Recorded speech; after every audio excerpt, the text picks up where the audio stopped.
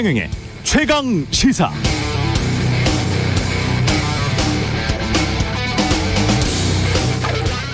(1987년 6월 10일) 34년 전입니다. 그때 이한열을 비롯한 대학생들이나 일반 시민들이 원했던 것, 돌이켜보면 참 소박했습니다. 독재 정권 물러나라, 우리 손으로 대통령을 직접 뽑게 해달라. 그런데 그때는 그게 정말 잘 안 됐어요. 대학 근처 지하철역 입구에는 늘 정경들이 서 있었고, 불심 검문하고 아래 위로 훑어보면서 좀 반항하는 것 같다 싶으면 구타당하기 일쑤였던 그런 시절이었습니다. 34년 후 국경 없는 기자회에 따르면 올해 한국의 언론 자유 지수는 아시아 1위. 영국 이코노미스트가 올해 밝힌 한국의 2020년 민주주의 지수는 세계 23위. 영국, 독일 등과 함께 온전한 민주주의 국가 중 하나가 됐습니다. 2차 세계대전 이후 독립한 그 수많은 나라들 중 민주주의와 경제적 성공을 동시에 이룬 몇 안 되는 나라가 한국입니다.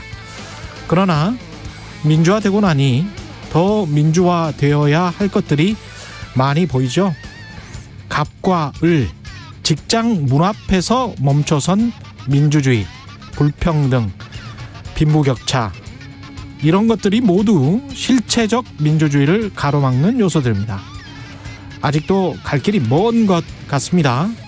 그러나 민주주의라는 과정에 끝이 있을까요? 34년 전 최루탄 자욱한 그 신촌 로터리에서 한국이 이렇게 되리라고 어느 누가 상상이나 했을까요? 웃고 즐기면서 함께 뚜벅뚜벅 걸어가시죠. 오늘을 위해 희생한 수많은 이한열들에게 감사하면서 말입니다.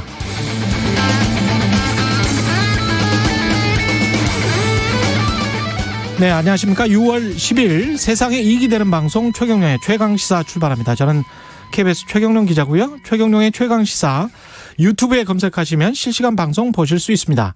문자 참여는 짧은 문자 50원, 긴 문자 100원이 드는 샵 9730, 무료인 콩 어플 또는 유튜브에 의견 보내주시기 바랍니다. 오늘 1부에서는 검찰 조직 개편안을 두고 법무부와 검찰 간의 힘겨루기가 이어지고 있는데요. 김경진 전 의원과 자세히 짚어보겠습니다. 2부에서는 국민권익위가 발표한 농지법 위반 의혹 관련해서 더불어민주당 오영훈 의원 만나봅니다.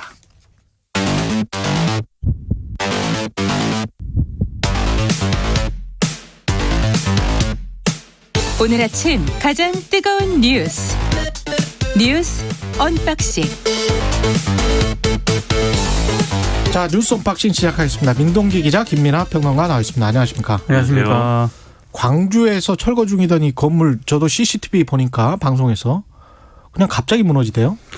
네, 이게 사고가 발생한 게 어제 오후 4시 22분쯤인데요. 예. 광주 동구 학동에서 5층 건물이 6차선 도로 쪽으로 무너졌습니다. 네. 운행 중이던 54번 시내버스를 덮쳤는데요. 일단 이 사고로 9명이 숨졌고요. 8명도 버스에서 중상을 입은 채 구조가 돼서 인근 병원으로 옮겨져서 치료를 받고 있습니다. 예. 소방당국이 밤사이 수색 작업을 벌였는데 추가 구조자는 나오지 않았다라고 밝혔고요. 어제 한때 가스 유출이 의심이 돼서 폭발이 우려되기도 했습니다만 폭발 사고는 발생하지 않았습니다. 아직도 이제 잔해가 다 거쳐지지 않은 상태입니다. 그렇죠? 수색 작업을 계속하면 혹시 더 사상자가 더 나올 수도 있죠? 그게 좀 그런 전망이 제기가 됐었는데요. 일단 예. 밤사이에 계속 수색 작업을 펼쳤는데 지금까지는 일단 추가 구조자는 나오지 않은 그런 상태입니다. 일단 수색 자체는 뭐 이제 거의 이제 완료됐다고 지금 소방당국은 얘기하고 있는 것 같고요. 예. 이게 아무래도 사실 상상하기 어려운 그런 사고다 보니까 그렇죠. 이 사고의 원인이나 이런 것들에 대해서 지금 여러모로 추정을 해서 이제 언론들이 보도를 하고 있는데, 예를 들면 그 주변 주민들의 어떤 증언이나 이런 것들을 좀 들어보면은 그리고 현장에서 작업을 했던 작업자들의 이제 어떤 증언이나 그런 것들을 보면은 건물이 무너지기 직전에 이제 좀 이런 소리가 나서 큰 소리가 나고 해서 이건 무너지겠구나 라고 좀 어떤 생각을 하고 일단 그 현장을 이제 벗어났고 주변 주민들도 대피하고 뭐 이런 과정이 있었던 건데 그 과정에서 왜 이런 도로의 통제나 이런 것들은 제대로 왜 안 됐는지 이런 것들을 일단 좀 어떤 이번 사고의 문제 이런 것들을 좀 지적을 할 수 있을 것 같고요. 그리고 보다 근본적으로는 이 철거 작업이라는 게 얼마나 이제 안전을 기해서 이제 제대로 된 것이냐라는 거에 대해서 좀 이것은 면밀하게 좀 원인 조사를 해야 될 것 같습니다. 뭐 추정하기로는 이게 아무래도 건물을 이제 5층 높이 건물을 이제 위에서부터 철거라는 그런 과정에 그런 공법으로 이제 철거를 했는데 아무래도 뒤쪽 편 이제 한쪽 면부터 철거를 쭉 하는 그런 과정이 좀 이루어져서 건물의 균형이 맞지 않는 상황이 됐고 이것을 건물을 좀 버티고 있는 비계가 이 무게를 버티지 못하면서 도로 쪽으로 이제 건물이 쓰러진 거 아니냐 이렇게 추정은 하는데 어찌 이 부분은 이제 소방 당국이 지금으로서는 뭐가 원인이다라고는 얘기할 수 없고 면밀하게 조사를 해봐야 된다라고 얘기를 하고 있습니다. CCTV 상으로 보면은 펜스가 그렇게 높게 쳐져 있는 것 같지는 않던데 펜스도 제대로 쳤었는지 모르겠습니다. 사고 현장은 주민들의 얘기를 기자들이 또 많이 들었는데요. 철거 현장이 버스 정류장 바로 옆이었잖아요. CCTV에서 보더라도 평소 사람들이 많이 모이는데도 안전장비를 제대로 설치하지 않아서 불안해했다. 이런 증언을 하시는 주민들이 굉장히 많았습니다. 보니까 바로 옆이던데 불안했을 것 같아요. 이 관련해서 이따 3부에 조원철 교수 그리고 KBS 광주총국의 양창희 기자 연결해서 자세한 상황은 더 알아보도록 하겠습니다. 계속 경찰이 이영구 전 법무부 차관 관련해서 발표를 했죠. 그 서울경찰청 청문수사합동진상조사단이 어제 수사 결과를 발표를 했는데요. 이용구 전 법무부 차관을 기소 의견으로 검찰에 송치하기로 했고요. 증거인멸을 실행한 택시기사도 기소 의견으로 일단 검찰에 넘기기로 했습니다만 폭행 사건 피해자이고 가해자 요청에 따른 행위인 점을 감안을 해서 참작 사유를 첨부를 하기로 했습니다. 그리고 이용구 전 차관 사건을 담당했던 서초경찰서 수사관이 있지 않습니까? 특수직무유기 혐의로 검찰에 송치를 하기로 했고요. 다만 상급자인 형사팀장과 형사과장에 대해서는 혐의 규명이 명확하지 않아서 외부 전문가들이 참여하는 경찰수사심의위원회 회부에서 사법처리 여부를 결정할 예정입니다. 그리고 서초경찰서장을 상대로는 지휘감독 소홀 책임을 물어서 감찰 조사를 진행을 하겠다라고 밝혔거든요. 그러니까 이게 지금 그 담당 경찰서 그 수사관만 검찰에 송치를 하기로 했기 때문에 좀 꼬리 자르기 아니냐라는 그런 비판이 지금 나오고 있습니다. 특히 진상조사단은 포렌식도 열심히 해봤고 그리고 이 관련된 수사 관계자들을 정말 열심히 하여튼 진상조사를 아주 열심히 했는데 정말 이게 어떤 외압이라든가 이런 뭐 그런 것들은 확인하지 못했다 우리가.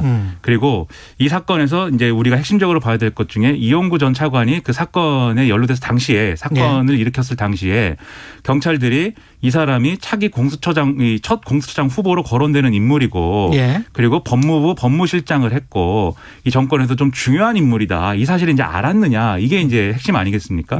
그리고 이걸 알아서 이제 뭐 어떤 알아서 어떤 처신을 했든지 아니면 어떤 상부에 보고를 해서 이게 어떤 수사 외압이 됐든지 이런 거를 이제 봐야 되는데 일단 이 수사관하고 이 수사관의 이제 보고 라인들은 알았다는 거예요. 알았다는 게 지금 팩트잖아요. 그렇습니다. 그렇죠. 근데 알았는데 작년 12월 달에 이거 진상조사할 때는 몰랐다라고 이때 허위 보고를 했다는 것이고 그냥 변호사 사건이 여러 가지가 너무 많아서 이 서초동에는 변호사 사건이 많기 때문에 지금 이제 내부 규정상 변호사라든가 이렇게 사회 저명한 사람이 이렇게 연루된 사고는 상부에 보고해야 된다는 규정이 있음에도 불구하고 정식으로 이제 보고 안 했다라고 이제 얘기를 했다는 거거든요. 그래서 휴일임에도 뭐 형사과장이 나왔죠. 근데 서초소에 그러면 앞으로 우리는 어떤 사고를 당할 거면 서초소에 당하는 게 낫겠다. 우리가 그런 이야기도 하고 그랬었잖아요. 그렇습니다. 그래서 이런 어떤 일련의 얘기들을 이 차기 공수처장 후보로 거론된다는 것을 알면서도 과연 그렇게 부실하게 보고를 했겠는가. 사실 이게 일반적인 상식으로는 잘 납득이 안 되기 때문에 앞서 말씀하신 대로 예를 들면 참여연대라든지 이런 시민단체에서도 이거는 좀 납득하기 어려운 그러한 조사 결과 아니냐 이렇게 이제 반응을 할 수밖에 없는 그런 상황인 거고요. 그럼 외압이 없었다면 결국은 어떻게 된 거예요? 그냥 알아서 기었다? 이게 알아서 기었다라는 것도 사실은 확인을 못한 거고 이유는 모르겠으나 담당 수사관이 담당이 경찰이 그냥 뭐 허술하게 처리했다더라 뭐 이런 거죠. 그러니까 부실 수사는 맞는 건데 외압이나 뭐 이런 것들을 확인하지 못했다가 지금 경찰 진상조사단에 그 진상조사단이 내놓은 조사 결과인 겁니다 지금. 근데 한 가지 이거는- 변수가 있는 게요. 예. 이 사건을 지금 검찰이 재수사 중이거든요. 예. 근데 만약에 검찰이 재수사를 통해서 새로운 내용을 밝혀낼 경우에 그렇죠. 지금 경찰 수사에 대한 불신이 굉장히 커질 수도 있고 뭐 검경 수사권 분리라든가 이런 문제에 대해서 또 비판을 받을 수가 있기 때문에 그렇죠. 변수가 좀 남아 있습니다. 경찰이든 검찰이든 독립적으로 양심에 따라서 또 법과 팩트에 따라서 수사를 해야죠. 그렇죠. 예, 그거는 뭐. 근데 이게 그러니까 예. 이해가 안 되죠. 그 경찰관이 예. 알아서 그 블랙박스 영상도 본 다음에 예. 이건 뭐 못 본 걸로 합시다 이렇게 얘기를 하고 그리고 이제 상부에 뭐 이런 중요한 사람이다라고 허술하게 뭐 보고를 하거나 보고를 안 하고 예. 이런 일들이 누구의 어떤 눈치라든지 누구의 어떤 영향도 없이 그냥 이루어졌겠는가라는 의문은 남기 어디로부터의 때문에. 전화 한 통화도 없이. 그렇죠. 예. 근데 이제 경찰은 뭐 8,000통인가를 쭉 봤다며요. 네. 그렇죠. 정말 네. 열심히 조사를 했다고 조사를 얘기를 하고 했다. 있습니다. 근데 네. 증거를 발견하지 못했기 증거를 때문에 발견하지 못했다. 외압이라고 지금 그렇게 볼 수가 그리고 이제 없다라는 입장이죠. 조사 대상이었던 사람들이 예. 그 포렌식을 무력화할 수 있는, 그러니까 이 핸드폰의 내용을 보다 잘 지울 수 있는 프로그램이나 이런 것들을 또 핸드폰에 설치했다라는 이제 얘기도 있는데, 근데 그걸 설치한 시점이나 이런 걸 볼 때는 또 이 프로그램이 지금의 진상조사나 이런 것들의 범위에 들어가는 그러한 내용들을 뭐 삭제하거나 그런 데 쓰인 정황도 없다라고 지금 이 진상조사단이 얘기를 하고 있습니다. 이건 좀 더 봐야겠습니다. 네. 검찰 수사 결과도 조사 결과도 좀 봐야 될 것 같고 모습을 드러낸 공식 행사의 모습을 드러낸 윤석열 이렇게 이제 나오던데. 어제 우당 이회영 선생 기념관 개관식에 참석을 했거든요. 예. 근데 저는 처음에 왜 여길 갔을까라고 좀 의문을 가졌었는데. 일단 이회영 선생님은 뭐 멋있잖아요. 근데 무슨 연관성이 있을까를. 일단은 예 멋있잖아요. 이게 예. 평소에 그 이철우 연세대 교수가 예. 윤 전 총장 중마고우라고 합니다. 근데 이철우 교수가 이회영 선생의 증손자라고 해요. 예. 그래서 이제 이 행사에 참석을 했다라고 얘기를 친구 했는데. 덕본 거군요. 예. 근데 뭐 어제 뭐 예. 이런저런 얘기들을 저 보도도 쏟아졌는데 그 현장이 굉장히 소란스러웠다고 합니다. 일단 윤 전 총장 팬클럽 회원들이 등장을 했는데요. 팬클럽 회원들. 윤석열 대통령 등의 구호를 외쳤고요. 윤 전 총장 반대하는 사람들도 거기 있었거든요. 예. 윤석열 구속하라 이런 구호를 외치며 맞섰는데 예. 기자들이 뭐 장모 문제도 물었고 대선 출마하느냐도 물었고 예. 국민의힘에 입당할 거냐고 물었는데 예. 답을 안 했고요. 국민의힘 입당 여부를 물으니까 제가 걸어가는 길을 보면 차차 알게 될 것이다. 이렇게 답을 했습니다. 저는 잘 모르겠는데. 그러니까 이 친구이자 이 이혜영 선생 집안이 이철우 교수가 이제 초등학교 동창이라고 하니까 예. 어렸을 때부터 우당 이혜영 선생의 삶에 굉장히 큰 감명을 받고 이렇게 그러한 이제 이러한 우당 이혜영 선생 관련 행사에는 늘 참석해 왔다라는 게 이제 윤석열 전 총장 측의 어떤 해명인 건데 예. 어쨌든 간에 지금까지 간접적으로 계속 소식을 뭐 이렇게 전해오다가 본인이 직접 이제 모습을 드러냈기 때문에 예. 가령 뭐 자신의 어떤 여러 가지 정치 일정이라든가 자기의 생각 이런 것들을 다 드러낼 수는 없다 하더라도 예. 예를 들면 국민의힘이 입당하는 거냐 언제 하는 거냐 뭐 이런 것 정도는 답을 해줄 수 있지 않을까 기대를 했는데 예. 그런 것조차도 이제 답을 하지 않았거든요. 그래서 사실상 이게 좀 여전히 이제 안개 속을 걸어가는 것 같다 이런 평들이 많고 특이한 것은 동아일보 보도인데 예. 방금 말씀드린 이 정치 행보에 대해서는 거의 한마디도 안 하는 데 비해서 이 더불어민주당 의원들의 부동산 불법 거래 의혹 뭐 이런 거 있지 않습니까? 예. 여기에 대해서 물어보니까 이 수사권도 없는 국민권익에도 조사를 했는데도 이런 결과가 나오지 않았냐. 이제는 여야가 합의한 특검을 통해서 전모를 밝혀야 된다. 이미 여야가 합의를 했는데 국민들의 기대가 있는데 다 그걸 잊어먹었다고 생각하는 거 아니냐. 어물쩍 예. 넘어가면 안 된다. 막 이랬다고 하거든요.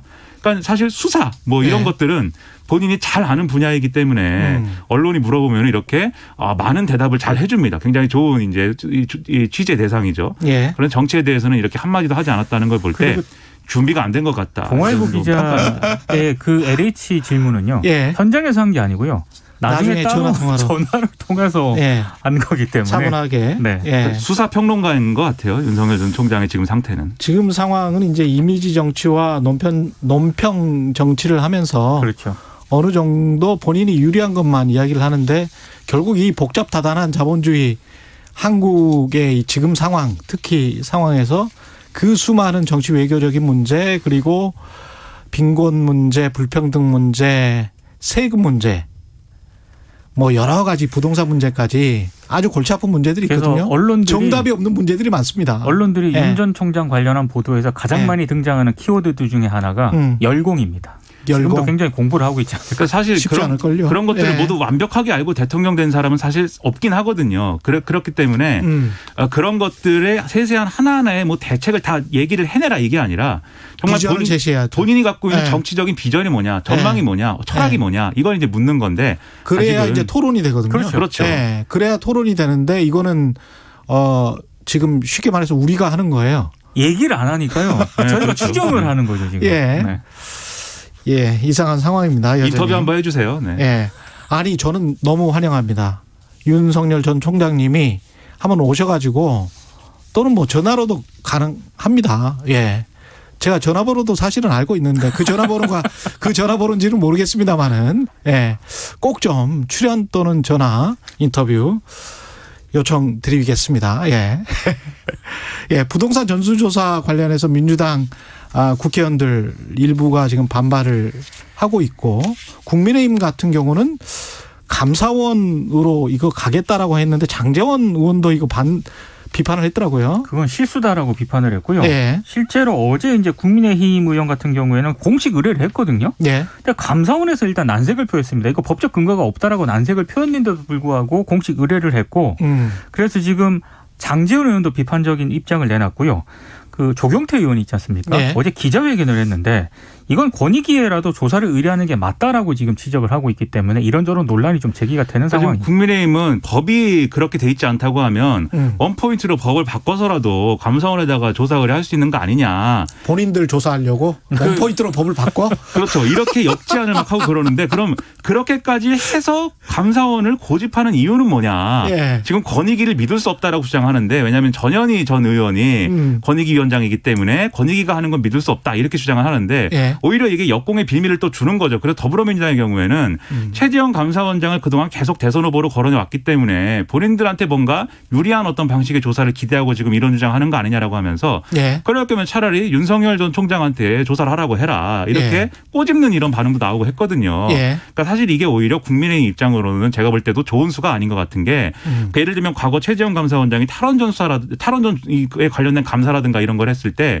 여당에서 반발하기를 최재형 감사원장이 어떤 정치적인 목적을 갖고 하는 거 아니냐 예. 이렇게 반발한 적이 있거든요. 예. 근데 국민의힘의 이런 주장은 오히려 그 당시에 여당의 주장 이런 것들을 막 근거를 마련하는 그런 주장이 막 될 수도 있는 것이기 때문에 오히려 제가 볼 때는 자기 발등 찍는 얘기가 되는 거 아닌가 평론가로서는 상당히 좀 의문입니다. 민주당 상황을 좀 우려하는 것 같아요. 예. 지금 몇몇 출당하라고 권고를 했잖아요. 근데 지금 국민의힘 같은 경우에도 만약에 권익위에 이렇게 조사를 의뢰하게 되면은 민주당과 같은 상황이 발생할 가능성이 있고 예. 그렇게 되면은 국민의힘은 개헌저지선이 무너질 수도 있다는 그런 판단을 좀 한 게 아닌가 이런 전망도 나옵니다. 그리고 지금 또 황당하다고 할까요? 지금 12명 중에 분명히 심각한 사례가 분명히 있을 것입니다만 네. 언론이 지금 가장 관심을 갖고 있는 게 아무래도 그중에 제일 거물인 우상호 의원인데 지금 직접 그 문제가 된 땅에 가보거나 이렇게 취재를 해보니까 사실 뭐 큰 문제는 없어 보인다라는 게 지금까지의 언론 보도의 내용이에요. 물론 더 취재를 해서 더 새로운 팩트를 찾아낸다면 모르겠지만 예. 그런 걸 볼 때 이렇게 출당 요구된 사람들 또는 탈당 요구된 사람들이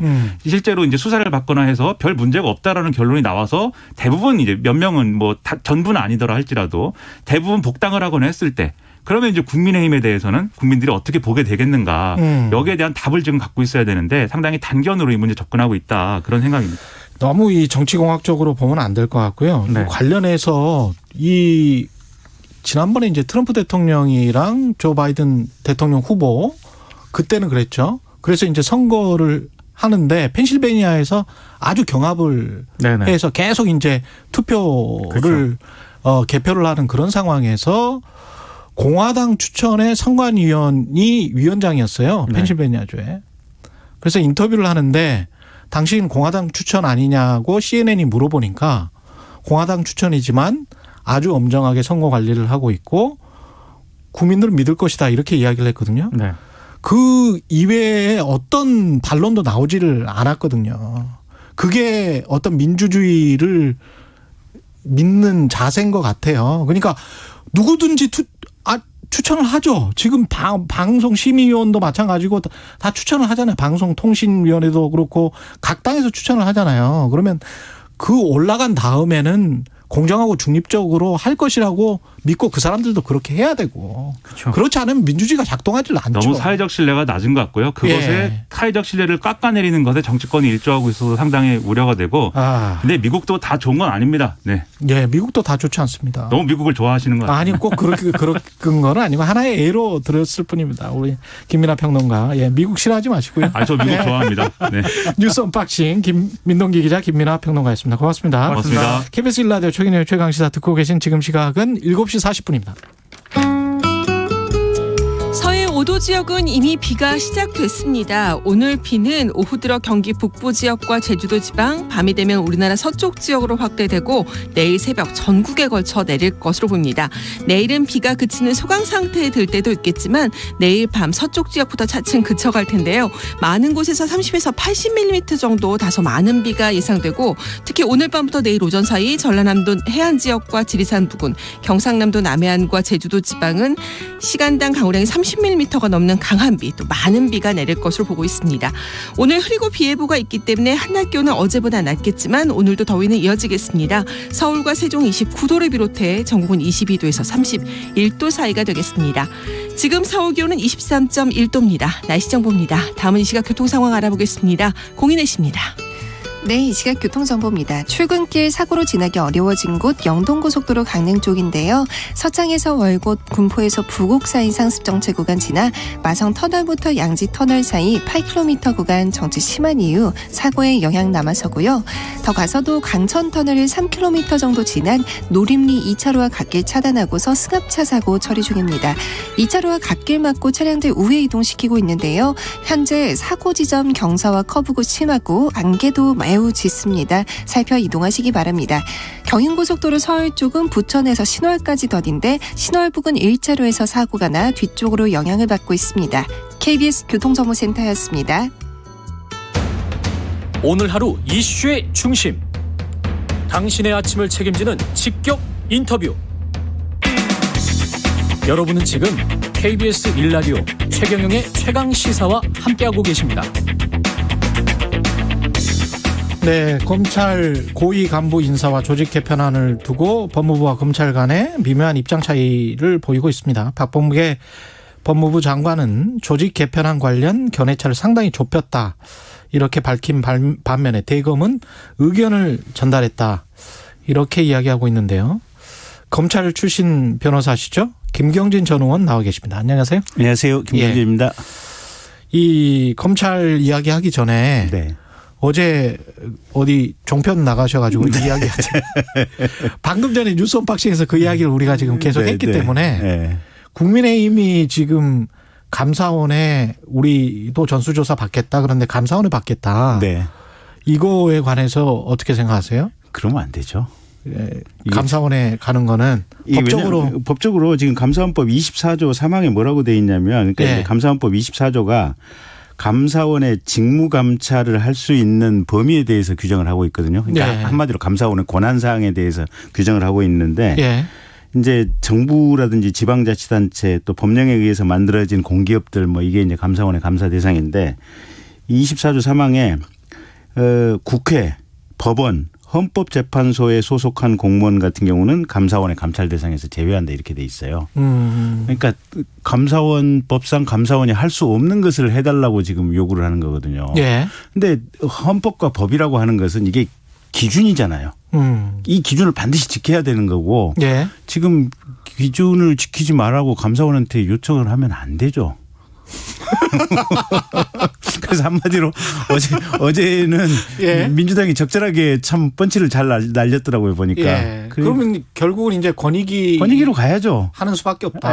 무슨 권익위 위원장이 전직 민주당 의원이기 때문에 뭐 불안해서 못 가겠다 뭐 이런 심리인 것 같은데.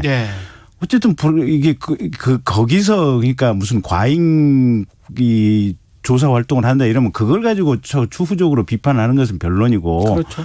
일단은 권익위에 다 맡기는 게 맞죠. 그래서 어제 국민의힘이 보였던 행동은 사실 국민의 입장에서 보면 우습기 그지없는 상황이다 이렇게 보여집니다. 우습기 그지없는 상황이다. 이 법무부가 추진하는 검찰 조직 개편안 그 일단 내용이 우리 저 청취자분들도 이게 서로 간에 뭐 비판만 왔다 갔다 하기 때문에 네. 일단 내용부터 좀 소개를 해 주시고 그다음에 이게 좀 잘못된 것들 잘못된 것 같다 지적을 해 주실 거 지적해 주시고요. 그렇게요. 우선 이제 그 조직 개편안이 이제 쟁점 하나만 가지고 언론 보도가 되니까 그 쟁점에만 집중이 되어 있는데 한 대여섯 가지가 있어요. 첫째는 추미애 장관이 없었던 서울 남부지검에 있었던 금융증권범죄 합수단을 부활시키겠다, 설치하겠다. 이제 요게 하나가 있고요.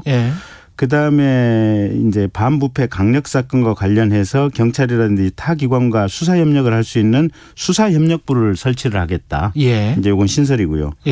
그다음에 기존에 이제 검찰에 강력범죄를 전담하는 강력범죄 형사부라는 게 있거든요. 이 강력범죄 형사부하고 그다음에 반부패 수사부를 통합을 하겠다. 그 부서를 이제 두 개 부서를 하나로 합치는 거예요. 강력범죄 형사부와 반부패 수사부를 통합하겠다. 그다음에 또 검찰의 외사부와 공공수사부 이제 공공수사부가 옛날로 말하면 공안부거든요. 이 외사부와 공안부를 통합해서 공공수사 외사부로 통합을 하겠다. 이제 이런 내용이 들어 있고 마지막에 가장 쟁점이 되는 게 이제 형사부가 있는 이 이제 청에서는 6대 범죄 이제 검찰이 직접 수사를 할 수 있는 이 6대 범죄의 직접 수사를 제한하는 형태로 조직 개편을 하겠다. 지금 이런 내용이 들어가 있어요. 그렇군요. 근데 이제 하나씩 가지고 본다면 그 반부패 강력수사협력부 신설하는 것은 뭐 이제 수사권이 대부분 경찰로 넘어갔으니까 이제 협력이 필요하죠. 그래서 그건 이제 법 개정에 따라서 필요한 조치다 이렇게 보여지고. 그다음에 금융증권범죄 수사협력단 설치하는 이제 뭐 재설치하는 것은 잘했다. 뭐 라임이나 옵티머스 수사 사실은 지지부진했잖아요. 그렇죠. 보면. 근데 요거 박범계 장관이 부활하는 건 잘했는데 그 전에 추미애 장관이 없앴던 것은 좀 비판을 하고 싶다. 비판받아야 마땅하다. 이제 그 얘기인 것 그 얘기고. 그다음에 강력부하고 반부패 수사부를 통합하겠다고 하는데 이게 강력부는 이제 기자님도 아시다시피 깡패라든지 마약, 조폭 이런 거 담당하시잖아요. 그렇습니다. 근데 반부패 수사부는 이제 공직자 뇌물이라든지 재벌, 기업 회계부장 뭐 이런 거 하잖아요. 그렇습니다. 그러면 이게 마약, 조폭, 깡패하고 뇌물 성격이 다른 사건들, 성격이 다른 부서를 섞어서 뭘 어떻게 하겠다는 거냐 이제 요 퀘스천 마크가 하나 생기는 거고. 두 번째는 외사부는 지금 외국인 범죄나 그다음에 외국과의 외국과의 거래 관계에서 생기는 이런 범죄를 수사하는 거 아니에요. 그다음에 공안부는 지금 시위라든지 선거라든지 뭐 노동 사건 이런 것들을 하는 건데 이것도 성격이 안 맞거든요. 그러네. 안 맞는 것을 합쳐가지고 뭘 어떻게 하겠다는 건지. 근데 이제 가장 결정적으로 지금 이제 쟁점이 되고 있는 것이. 그 형사부에서 만약에 이제 직접 수사를 할 때는 총장의 일정 청은 총장의 승인을 받고 그다음에 아주 조그만 청 이제 지청이라고 그러죠. 지청 단위에서는 이게 형사부에서 인지 수사를 하려고 했을 때는 직접 수사를 하려고 했을 때는 그 부서 말고 직접 수사를 하는 부서를 임시적으로 만들어라. 직접 수사를 하는 부서를 임시적으로 만들어라. 임시적으로 만들어서 이 임시적으로 부서를 만드는 목적을 장관한테 보고를 하고 그래서 장관의 승인을 받고 이게 직접 수사를 해라 이렇게 됐는데 일종의 프로젝트성이네요. 그렇죠. 프로젝트 팀을 이제 구성하라는 거예요. 근데 그게 팀 구성이라고 하는 조직 측면에서 보면 장관이 이제 검찰 조직에 대한 권한이 있으니까 그럴듯해 보이기는 한데 거꾸로 이게 실질이 뭐냐면 인지수사를 지청에서 하려고 했을 때는 지금도 사실은 그냥 팀 안 만들어도 검사 한 명 한 명이 이게 수사의 주체잖아요. 보면 수사권이 있잖아요. 검사가 수사를 할 수 있는데 팀을 첫째는 왜 만들며 두 번째는 팀을 만드는 것 자체를 승인을 받으라 그러는데 이게 뭐냐면 팀을 만드는 게 특정 수사를 위한 태스크포스 목적이잖아요. 보면. 그렇죠. 그러면 그 수사에 대해서 결국은 그 가로 이면에는 수사 자체에 대해서 지금 장관의 승인을 받는 거하고 똑같은 결과 아니에요. 보면. 그 팀을 만드느냐 안 만드느냐가 쟁점이 될 것이기 때문에. 그렇죠. 팀을 만드는 거 팀을 반드시 팀을 만들어서 수사를 해야 하라고 하는 거고. 그래야 그러면 승인을 할까 말까는 한 걸 장관이 하겠다는 거고. 그게 팀을 만들어야만 수사가 되는 거예요. 결국은 이 수사 내용을 사전에 보고하고 장관 승인을 받아서 수사를 하라는 거하고 똑같은 얘기인 거예요. 보면. 그러니까 검찰 입장에서는 검사들은 검찰 조직의 축소는 뭐 그렇다고 치더라도 형사부 6대 범죄 이거는 어떤 직접 수사를 제한하는 거 아니냐. 그러면서 우리를 좀 컨트롤하려고 하는 거 아니냐 그런 지금 이제 반발이군요. 그러니까 직접 수사를 제한하는 것도 이미 법에 의해서 뭐 6대 범죄로 제한이 됐었고 그건 네. 뭐 오케이. 예. 뭐 컨트롤하는 것도 장관이 뭐 일반적인 수사지휘권을 통해서 뭐 총장 뭐 이렇게 총장의 개별적 사건 수사지휘도 할 수 있으니까 오케이인데 네. 수사 개시 자체를 실질적으로 장관의 통제를 받고 수사 개시 여부를 결정을 하라 하는 거하고 지금 똑같은 효과인데 이게 역대 어느 독재 정권에서도 있지 않았던 거거든요. 이게 결국은 장관이나 법무부 장관이라는 게 정치인인 대통령에 의해서 임명된 정치인의 분신이잖아요. 그렇죠. 네. 그리고 지금 현재 박범계 법무부 장관 같은 경우는 정무직 장관이죠. 네. 박범계 법무부 장관은 민주당 당적도 가지고 있고 지난번에 장관 취임 초기에 나는 당적이 먼저다라고 얘기해가지고 좀 구설에도 오르기도 했잖아요. 어쨌든 이게 뭐냐면 정치가 수사를 통제하겠다라고 하는 이게 공식적인 선언 그 이상도 아니고 이하도 아니거든요. 그래서 검찰 입장에서 보면 있을 수도 없는 상황이 지금 생겼다라고 보고 있는 것 같아요. 법리적으로 봤을 때는 어떻습니까? 법리적으로 봤을 때. 불법이죠. 불법이라고 보세요. 그러니까 네. 만약에 박범계 장관이 지금 이 규정 조직 개편안을 밀어붙이고 그래서 실질적으로 특정 사건 이제 그러면 이제 시행이 될 수밖에 없을 거 아니에요. 밀어붙이면. 네. 시행이 돼서 특정 사건에 대해서 우리가 이렇게 태스크포스를 만들어 수사를 하겠다라고 올렸는데 지청에서 네. 법무부 장관이 노하고 불허를 했다 이러면 실질적으로 그 사건 수사 불허를 한 거 아니에요. 보면. 네. 지난번에 김은경 환경부 장관이 어떻게 보면 그 특정인을 이렇게 꼽기 위해서 지금 어떤 위원회에 조작을 했었잖아요. 예, 보면. 공공기관. 예. 예. 그래서 지금 실형 선고받고 지금 항소심 가 있는 거 아니에요. 예. 보면 그거하고 똑같은 거예요. 그래서 만약에 실제로 이게 이 어떤 조직 개편안을 강행을 했고 거기에 따라서 수사하겠다고 하는 것을 장관이 불허하는 구체적인 처분이 한 건이라도 생겼다. 네. 이러면 나중에 아마 정권 바뀌고 나면 박범계 장관 재판받으실 거예요. 불법이 워낙 명확한 사건이라. 예. 그 어떤 의미에서 이제 직권남용이 되는 그렇죠. 겁니까? 예. 그러니까 검사는 기본적으로 이제 직접 수사권을 형사소송법 개정에 의해서 많이 뺏기기는 했지만 예. 어쨌든 여전히 경찰 수사에 대해서 지금 감독할 수 있는 권한이 있잖아요. 그다음에 이게 6대 범죄에 대해서는 기본적으로 직접 수사권이 있는데 예. 이게 수사권이라는 측면에서 볼 게 아니고 수사 의무예요. 그러니까 공무원 같은 경우는 가령 이제 일반 행정부처의 공무원도 예. 뭔가 자기 부처 내에서 문제가 있는 범법 행위를 발견했다. 이러면 감사원이나 검찰, 경찰에다가 신고를 해야 돼요. 그렇죠. 그렇지 예. 않으면 징계받아요. 그렇죠. 예. 예. 이게 검사 덮어준 거니까. 그렇죠. 예. 검사 입장에서 범죄 혐의를 발견하고 인지 수사를 하려고 했는데 장관이 이걸 못하게 불허를 했다. 이건 일종의 직권남용 외압인 거예요. 그리고 예. 이게 사실은 구체적인 사건에 대해서 그러니까 이제 이게 장관이 총장을 지휘할 수 있도록 검찰청법이 규정이 돼 있는데 예. 이 지휘라고 하는 것도 가령 뭐 압수수색영장을 청구하겠다 아니면 지난번에 강정구 교수처럼 구속영장을 뭐 검찰이 청구하겠다 이런 구체적인 행위에 대한 지휘라고 봐야지 일반적으로 수사를 검사가 시작하는 것 자체를 막는 지휘는 있을 수가 없다고 봐요. 예. 그래서 이거는 도대체 법무부에서 법무부 참모들도 도대체 무슨 생각을 하는지 모르겠고 법무부 장관도 이분이 명색이 지금 판사를 하셨던 법조인 출신 아니에요. 예. 무슨 생각으로 이런 위반을 지금 하는지 모르겠어요. 많이 무리하고 있다라는 그렇죠. 생각이시네요. 네.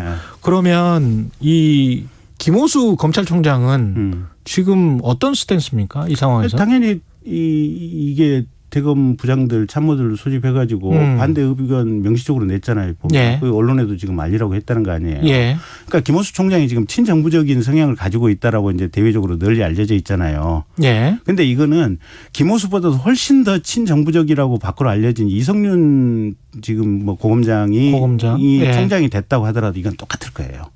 이걸 공식적으로 반대를 안 해놓으면 이건 반대를 안 해놓은 것 자체가 나중에 문제가 생길 거예요.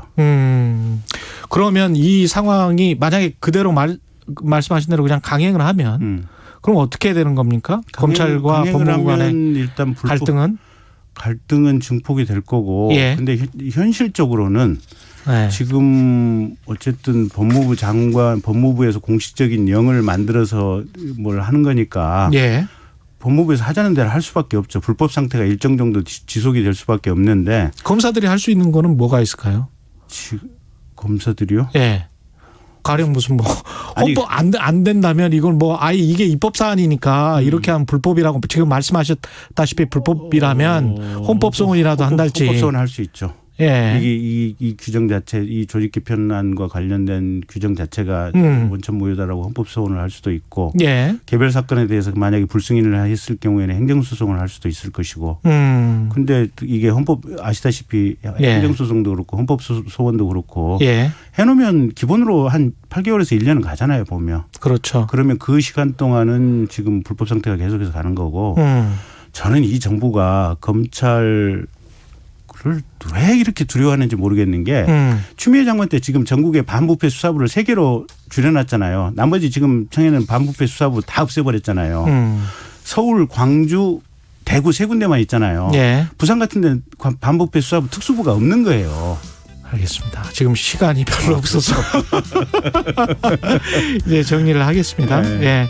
전반적으로 쭉 말씀을 해 주셨고 이제 다 이해를 하셨을 것 같습니다. 이게 복잡한 문제인데 김경진 전 의원의 시각으로 오늘 쫙 정리를 해봤습니다. 오늘 말씀 감사하고요. 네. 김경진 전 의원이었습니다. 고맙습니다. 감사합니다. 예, KBS 1라디오 최경영의 최강시사 1부는 여기까지입니다.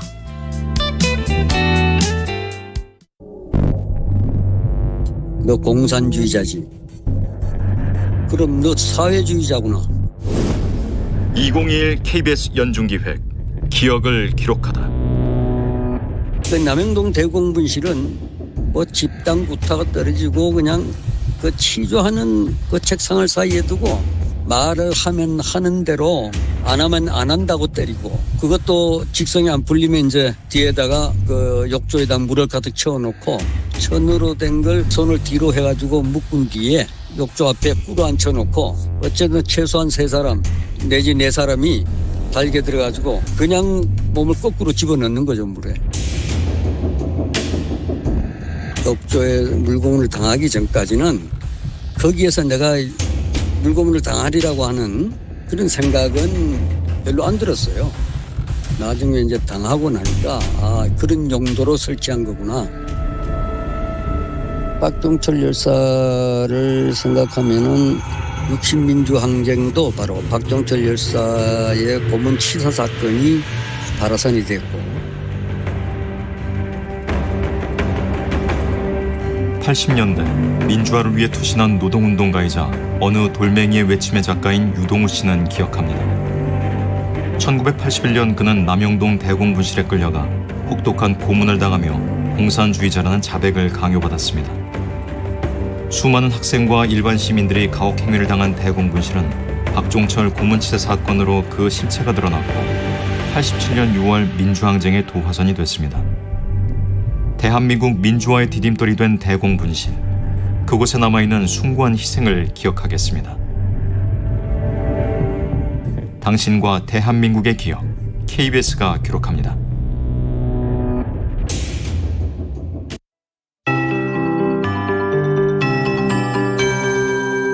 KBS 58분 날씨.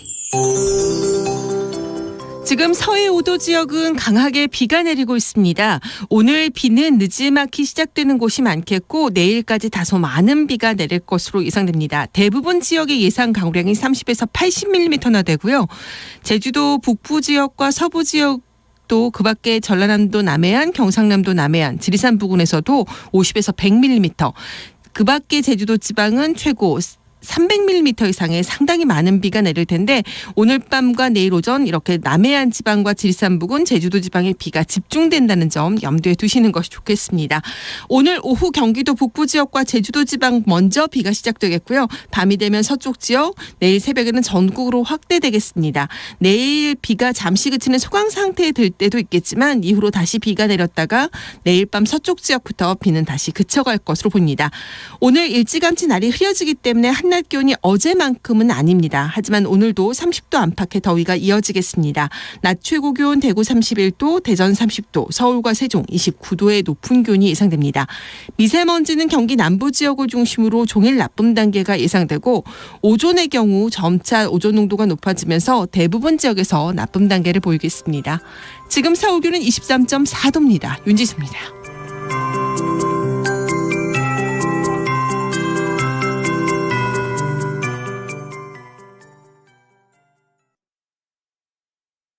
정성을 다하는 국민의 방송 KBS가 8시를 알려드립니다. AM 711kHz, FM 97.3MHz, KBS 1라디오입니다. HLKA.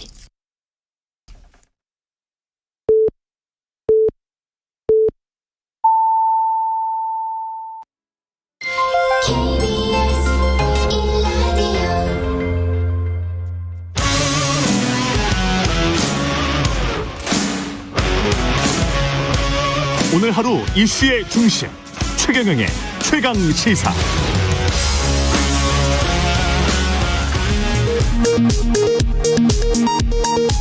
라디오 정보센터 뉴스입니다. 광주 동구 학동 재개발 지역 철거 건물 붕괴 사고 현장에서 매몰자를 찾기 위한 수색이 밤새 이어졌습니다. 건물 잔해 아래 깔린 시내버스에서 운전기사와 승객 등 17명을 구조한 이후 추가로 발견된 매몰자는 지금까지 없습니다. 더불어민주당 부동산특별위원회는 오늘 오전 국회에서 기자회견을 열어 주택시장 안정을 위한 추가 공급 대책을 발표합니다. 특위는 누구나 집 시범사업 부지와 함께 구체적인 사업 계획을 공개할 예정이며 시범사업 부지는 경기 안산 등 수도권 지역이 유력합니다. 고 김대중 전 대통령의 부인이자 여성운동가인 이희호 여사의 2주기 추도식이 오늘 오전 10시 국립현충원 묘역에서 열립니다. 김대중 평화센터 이사장 측은 코로나 방역 지침에 따라 300여 명의 사전 등록 인원만이 추도식에 참석할 수 있다고 밝혔습니다. 코로나19 예방접종 대응 추진단에 따르면 오늘부터 지정 위탁 의료기관에서 30세 이상 60세 미만 예비군과 민방위 대원, 국방 외교 관련자 등 약 89만 4천 명을 대상으로 얀센 백신이 시작됩니다. 얀센 백신은 다른 제품과는 달리 1회 접종만으로도 끝이나 주목을 받고 있습니다. 지금까지 라디오 정보센터 뉴스 아나운서 장수연이었습니다. 최경영의 최강시사는 여러분과 함께합니다. 짧은 문자 50원, 긴 문자 100원이 드는 샵 9730. 어플 콩과 유튜브는 무료로 참여하실 수 있습니다. 네, 부동산 불법 거래 의혹이 있다고 권익위가 지목한 12명의 민주당 의원들에게 당 지도부가 전원 탈당 또는 출당을 권유했습니다만 갑작스럽게 초고강도 조치를 받아든 의원들의 반발 계속되고 있습니다. 오늘은 그 12명의 의원들 중 한 분인데요. 농지법 위반 의혹 소지가 있다고 권익위로부터 지목된 분입니다. 더불어민주당 오영훈 의원 나와 계십니다. 안녕하세요. 네, 안녕하십니까? 예, 일단 어제 한병도 의원님 전화 연결을 했었거든요. 네. 그 한병도 수석 원내 부대표죠. 네. 그분 말씀은 권익위가 자체 조사를 끝내고 12명의 의원들에게 그 먼저 한번 통보를 해봤다는 거예요. 이런 게 있으니까 소명을 해라. 그래서 1차 소명을 하고 그래도 풀리지 않은 의문이 있기 때문에 권익위가 발표한 게 이게 12명이다. 이렇게 이야기를 했거든요. 일단 이 언론에 발표되기 전에 먼저 권익위로부터 어떤 소명하라라는 통보를 받은 거는 사실입니까? 네, 5월 25일 날 사실관계 확인 요청을 요구하는 공문을 받았고요. 5월 25일 날. 그리고 5월 27일 날 해당 토지의 취득 경위나 그리고 이제 농지 취득의 적법성을 입증할 수 있는 자료, 농지 취득 자격 증명서, 그리고 뭐 농업 경영 계획서 등을 제출하라고 통보를 받았고요. 그리고 27일 날 제출을 했습니다. 제출을 하고. 그런데 그 이후에 어떠한 문제 제기나 아니면 추가적인 소명 자료를 요구한다라거나 아니면 통신상이나 무선상에 전화도 없었어요? 전화도 없었어요.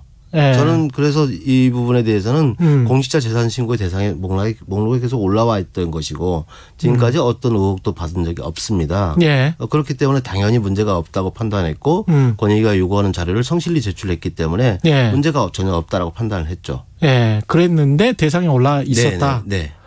그러면 한 번 더 소명의 기회가 있었어야 됐는데. 그렇죠. 만약에 의혹이 있다고 하면 예를 들어서 부동산이라는 것이 내가 어떻게 그런 전화를 받았다거나 의혹이 있다는 걸 알고 문제를 어떻게 바꾸거나 현상을 변경할 수 없는 거잖아요. 그렇죠. 그러면 저한테 의혹을 하시겠습니까? 만약 이 의혹을 제대로 해명하지 않으면 불이익을 받을 수 있다. 공지를 해줘야죠. 그럼 제가 추가적인 자료를 제출하거나 예. 아니면 제가 다른 방법으로 입증을 해야 되는 책임이 저한테 있는 거니까요. 예. 그런데 그런 절차나 과정이 전혀 없었다는 게 문제라는 거죠. 권익위는 무엇을 보고 어떻게 판단했는지는 따로 이제 반론을 들어봐야 될 거는 같은데 네. 일단 오 의원님은 이게 어떤 땅이에요? 권익위가 문제 삼은 땅은? 저희 선대부터 쭉 가지고 있던 땅이고요. 예. 그리고 저희 아버님이 3대 독자십니다. 예. 저는 사남매의 장남이고요. 그래서 저는 저희도에서는 이것을 조상전이라고 표현을 하는데요. 예. 즉 조상 대대로 물려가는 땅인 거죠. 예. 그러면 제가 임의대로 팔거나 이럴 수 있는 땅은 아니라는 거죠. 성질 자체가. 예. 그리고 그래서 최근에 장남인 저에게 아버님께서 증여를 하신 겁니다. 언제 증여를 받으셨어요? 2017년에요. 2017년에. 다른 형제 차남은 2012년부터 이미 증여를 받았고요. 예. 저는 다른 이 조상전에 대해서는 2017년 돼서야 증여를 받게 되는 겁니다. 이미 뭐 재산 공개가 돼 있기 때문에 어느 지역 땅이죠, 그게? 저희 고향 아버님 댁 근처입니다. 고향 댁 근처. 예. 구체적으로 지명을 좀. 서귀포시 남원읍 신영리. 예. 서귀포시 남원읍 쪽이군요. 예. 그러면 어느 정도 규모가 됩니까? 대략 1,000평 정도 됩니다. 1,000평 정도? 1,000평이 이게 지금 뭔가요? 밭인가요? 과수원인가요? 과수원이고요. 과수원이요? 비닐하우스가 쳐져 있는 과수원입니다. 그러면 이게 뭐가 농지법 위반, 농사를 짓지 않았다? 그 농사를 짓지 않았다. 그리고 농지 취득 과정에서 위법이 있을 수 있다라고 얘기를 했는데요. 예. 실제 저는 농사를 지었고 농사를 지었다는 걸 입증할 수 있는 자료도 제출할 수 있고요. 그리고 그 자료는 제출하셨어요? 아니 그 자료를 요구하지 않았죠. 요구하지 않았다. 예. 요구한 자료를 저는 제출한 거고요. 만약에 농지법 위혹이 있다라고 얘기를 했으면 관련 자료를 다 제출하죠. 그리고 만약에 현장에 가봤다고 했는데 예. 현장에 예를 들어서 그 남원읍 신영리 1057번지에 가봤다고 했는데 물론 거기 하우스가 있고 이미 임대인이 농사를 하고 있습니다. 그것만 확인한 거예요. 그러면 그 주변에 있는 마을 분들에게 이 오영훈 의원이 실제 국회의원이 되기 전에 최근까지 농사를 지은 게 맞는지 확인했어야죠. 확인하는 자가 없었잖아요. 지금은 임대인이 짓고 있고. 예, 지금 그건 2018년부터고요. 2018년부터고. 예. 처음에 그러니까 2017년에 증여를 받고 한 1년은 그 이전부터 이미 저희가 아버님으로부터 임대차 계약서를 받고 그다음에 제가 농지원부를 갖게 됩니다. 농사를 지으려면 농지원부를 갖게 되죠. 맞습니다. 예. 저는 2001년도부터 농지원부를 취득하고 농사를 지어온 거예요. 2001년부터 조상 땅이기 때문에 거기서 농사를 지었었다. 이미 1994년 3월에 결혼한 이후에 저희 부부가 아버님 대신 이거는 저희 조상전이기 때문에 저희가 하라고 해서 저희가 시작을 해왔고 실제 공식적으로 농지원부에 등록된 건 2001년부터 등록이 돼서 왔던 겁니다. 네. 그리고 지금 최근에 2017년에 증여를 받은 이후에도 제가 농사를 계속 지으려고 했지만 의정 활동 때문에 상당히 어렵다는 것을 다시 한번 확인했고 그래서 2018년 농지법에 근거해서 농지은행에 위탁 경영을 하게 되는 겁니다. 이 절차까지 다 밟았어요. 그래요? 네. 그럼 농지은행이 위탁 절차를 했고 그러면 이게 법적으로 뭐가 문제가? 그래서 저는 하도 답답해서 제가 지금 관계 변호사 그다음에 농식품부 그다음에 농지은행 담당자 다 연락을 취해봤습니다. 이게 위법이 있을 수 있느냐? 위법 사항 아니다라고 답변을 받았습니다. 그럼 권익위는 왜 이런 판단을 한 저는 거죠? 모르겠어요. 어떤 의도가 있는지 모르겠습니다. 그래요? 그럼 권익위가 지금 제시한 게 농지법 위반, 농사를 안 지었다. 네네. 그리고 이게 이제 부동산 투기와 관련돼 있을 수 있다라고 판단한 건가요? 그러니까 저희 선대부터 물려받은 땅을 왜 부동산 투기로 모르는지 저는 이해를 할 수가 없습니다. 그 농지면 뭐 다른 농지들이랑 다 연결돼 있겠습니다. 거기에 무슨 뭐 따로 땅이 도로가 그렇죠. 있다거나 도로는 있죠. 도로는 있지만 그 주변이 대부분 다 농지죠. 농지고 과수원 지역이니까요. 지금 뭐 귤농사를 거기서 짓는 거예요. 그 전에도 귤농사를 지었었고 이미 과수원으로 돼 있는 거죠. 2000년부터. 근데 권익위가 이거를 현장에 직접 가기도 하지 않았을까요? 갔다고 얘기는 저도 들었습니다. 그래요? 그런데 그 경작하고 있는 것을 확인했다고 했는데 중요한 것은 확인해야 될 것은 뭐냐면 제가 직접 농사를 지었는지 안 지었는지를 그렇죠. 확인해야 되는 거잖아요. 그런데 그 지인들 그 동네 마을 주민들에게 확인할 수 있는 건데 저는 확인하지 않았다고 보는 것이고요. 최근 어제 그제 제2지역 언론사에서 아마 현장 확인을 했고 그 마을 주민들에 대한 탐방 조사를 한 것으로 알고 있습니다. 그와 관련된 기사도 나와 있고요. 거기에서는 다수의 증인들이 제가 직접 농사를 지은 것을 확인해 주고 있는 상황입니다. 그러니까 농지은행에 위탁하기 전에는 농사를 그렇죠. 지으셨다는 거죠? 네, 그렇죠. 아, 근데 이제 지금은 그러니까 이 상황이 억울하시다는 거네요. 그렇죠. 만약에 권익위원회가 그런 의혹을 제기했다면 저의 이의 신청을 받아주거나 이걸 소명할 수 있는 기회를 줘야 되지 않습니까? 어쨌든 지금 현재는 그럴 수 있는 상황이 아니다라고 지금 연락을 받고 있고요. 그리고 당에서도 저희 소명을 들을 수 있는 기회가 지금 마련되고 있지 않는 것이죠. 그래서 저는 어제 국가수사본부를 찾아서 제가 받고 있는 이 의혹에 대해서 입증할 수 있는 자료를 사실관계 확인서를 가지고 어제 국가수사본부 민원실에 가서 접수를 시켰습니다. 최대한 빠른 시간 내에 조사해달라. 권익위도 조사하지 않고 당도 조사하지 않으니 수사기관이라 조사를 해야 될 거 아닙니까? 특히 권익위에서는 국가수사본부로 이첩을 한 상황이기 때문에 저에게는 저희 명예 회복을 위해서는 최대한 빠른 시간 내에 조사를 명명백백하게 해주는 게 맞다라고 생각합니다. 그런데 당 지도부에서는 국민들의 눈초리가 있고 LH 투기 사태 이후에 이제 사실 재보궐선거 참패 그리고 그게 결국은 이제 부동산 때문이다. 그런 어떤 국민의 민심 이런 것들 때문에라도 뭐 출당이나 탈당을 하는 게 낫겠다. 이런 거잖아요. 이런 조치에 관해서는 그러면 어떻게 생각하세요? 물론 의혹이 있고 국민이 걱정하는 국민이 또 기대하는 눈높이가 있을 겁니다. 그 눈높이를 채우기 위한 여러 가지 정책적 수단이 있을 수 있고요. 정무적 판단이 있을 수 있다고 생각합니다. 그렇지만 개인의 명예를 훼손할 수 있는 개인과 가족의 명예를 훼손할 수 있는 부분에 대해서는 좀 더 디테일한 접근이 있어야 되는 게 아니냐 하는 생각을 합니다. 이게 법적인 문제뿐만이 아니고 지금 의원님은 나는 윤리적으로도 문제 없다. 이건 그렇죠. 그렇게 생각하시는 거예요? 이게 만약에 당 지도부에서 탈당하지 않으면 어제 한병도 의원도 그런 이야기를 약간 했는데 그러면 재변까지 갈 수도 있는 거 아니냐 이런 이야기 했잖아요. 그거는 어떻게 되는 겁니까 그러면? 저는 오히려 징계 절차를 밟아주는 게 좋다고 생각합니다. 왜냐하면 차라리 징계해라. 네, 그렇죠. 당원 당규에 의거해서 징계의 사유가 있지 않습니까? 당원 당규에는. 그러면 소명하겠다. 그렇죠. 소명하는 기회가 생기게 되는 거죠. 오히려 저는 그 기회가 더 적절하다고 봅니다. 유일하게 소명할 수 있는 기회가 그거라면 징계 절차를 밟아달라 당이. 그러면 제가 가서 소명하고 그게 당원 당규에 제시되어 있는 징계 사유에 저희 사유가 타당하다면 저는 당연히 출당 조치를 당하거나 제명 조치를 당하거나 그렇게 해야죠. 아, 그렇군요. 그래서 오히려 저는 징계를 빨리 절차를 밟아달라 이렇게 요구하고 싶습니다. 당 지도부는 아까 말씀하신 그런 정무적 판단으로 일단 탈당을 해서 그 모든 과정을 그냥 무소속 국회의원으로서 혐의를 벗으면 그때 복당시키겠다 뭐 이런 거잖아요. 제가 잘못한 게 있으면 그건 혐의를 벗고 말고의 문제가 될 수 있지만 제가 윤리적으로든 법적으로든 잘못한 게 없는데 저가 왜 탈당을 해야 됩니까? 그리고 만약 제가 탈당을 해야 되는 이유가 분명하다면 징계를 하시면 되는 거죠. 절차에 따라서 당원 당규에 따라서. 그게 합당하면 저는 따라야죠. 그렇죠. 그러니까 12명 의원들 뭐 전원을 가지고 판단을 할 수는 없어서 이게 케이스 바이 케이스겠죠.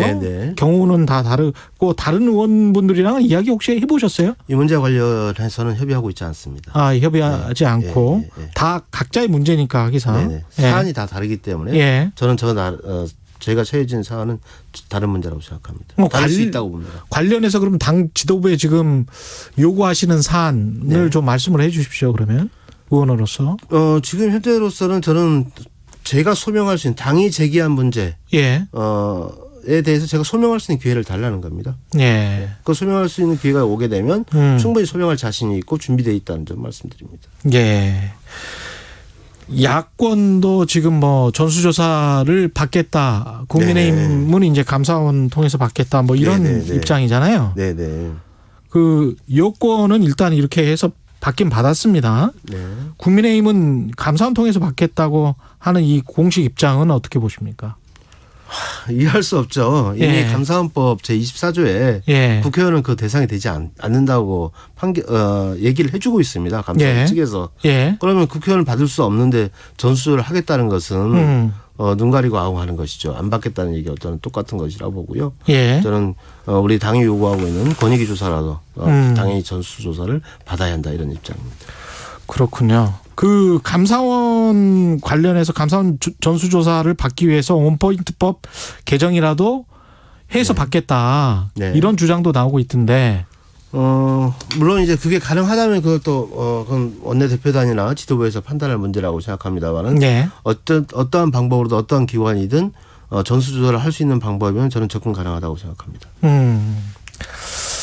이게 농사를 지었다는 것에 관해서 여전히 청취자분들이 의심하실 수도 있을 것 같아요. 네네. 뭐 증거 자료를 제출을 하면 되는 것이죠. 어떤 증거 자료가 있을까요? 뭐 예를 들어서 영농 활동을 한 자료죠. 제가 실제 경작을 하고 있는 모습이 담겨 있는 사진 자료도 있을 수 있고요. 영상 자료도 있을 수 있고요. 그리고 제가 그 관련 하우스 시설이기 때문에 전기 사용료 납부 실적이 나올 수도 있는 것이고요.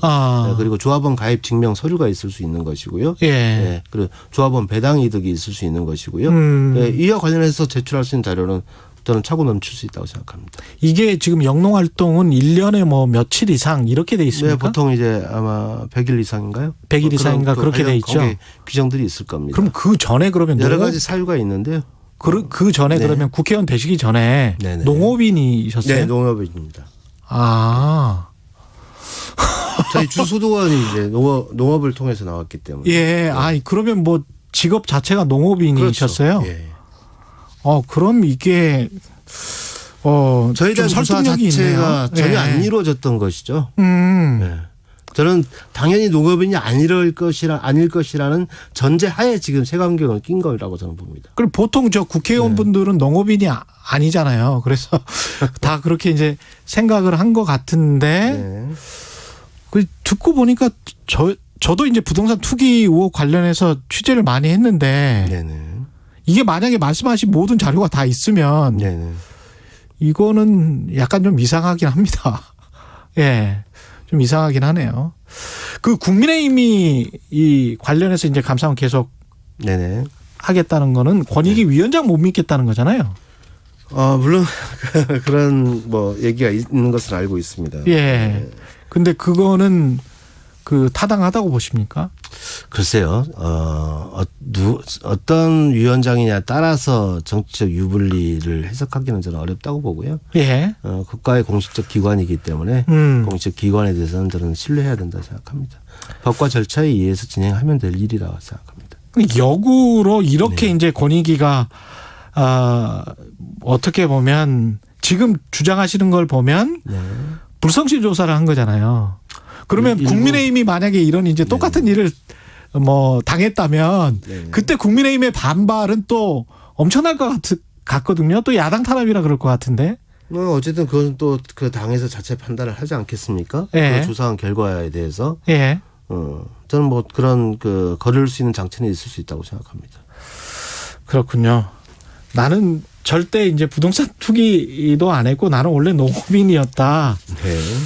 그걸 왜 권익위가 전화 한 통 안 했느냐. 그게 이제 핵심이군요. 그렇죠. 나는 모든 자료 다 가지고 있다. 지금 뭐 저희 부모님이 지금 계신데요. 지금 또 고향에 계신데 가장 당혹스러워할 분은 저희 부모님들이고 저희 아이들입니다. 함께 그 땅에서 대대로 농사를 지어왔고 우리 애들도 주말마다 어릴 때 같이 함께 농사를 지었던 땅입니다. 알겠습니다. 여기까지 들어야 되겠네요. 더불어민주당 오영훈 의원이었습니다. 고맙습니다. 감사합니다. 공정, 공익, 그리고 균형. 한 발짝 더 들어간다. 세상에 이익이 되는 방송. 최경영의 최강시사.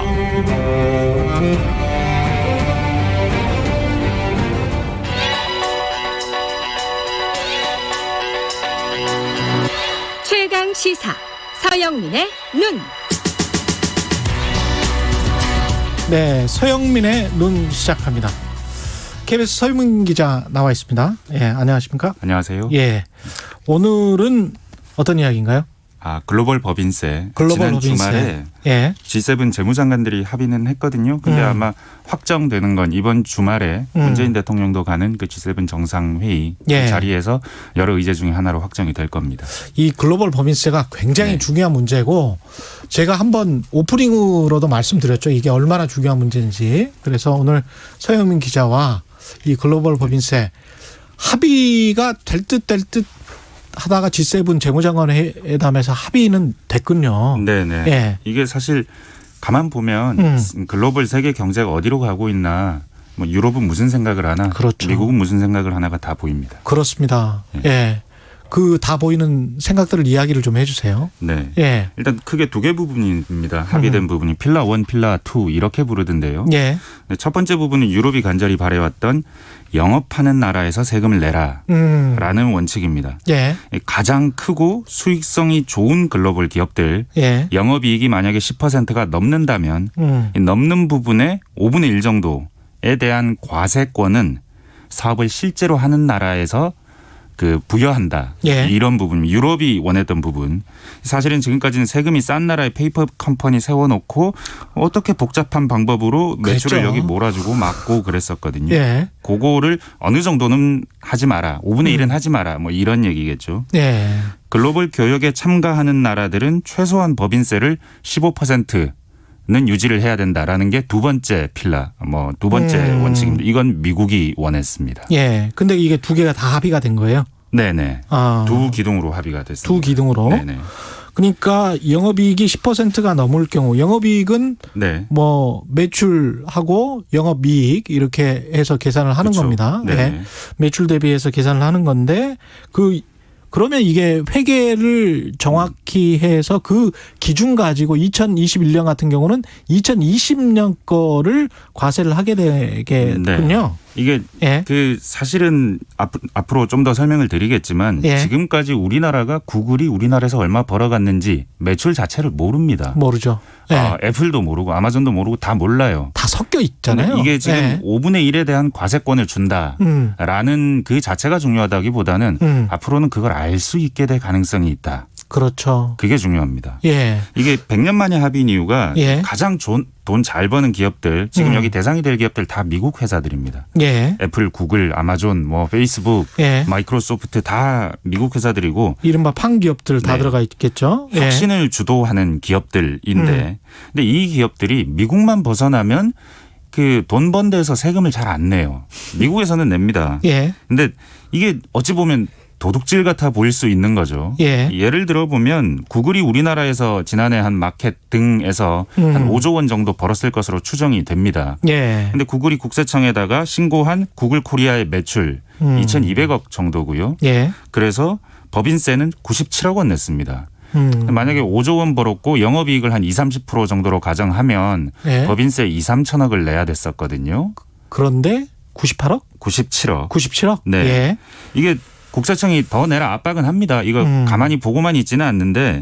근데 이게 보면 합법이에요. 그렇죠. 매출을 다 싱가포르에 있는 구글 아시아 지역 본사에 몰아주거든요. 사실 이게 너무 좀 자연스럽게 지나가고 있는데 우리 론스타 한번 생각해 보면 론스타도 그렇고 조세 피난처 그거 활용하면 국세청이 범죄 취급하고 추적하고 언론은 난리가 나고 그러거든요. 전재국 씨, 기억나시죠? 전두환 대통령의 아들도 조세 피난처에 있는데 이 판 기업들, 미국의 빅테크 기업들에 관해서 얘들 보고 도둑질을 한다고 아니면 범죄를 저지른다고 하는 사람들 없잖아요.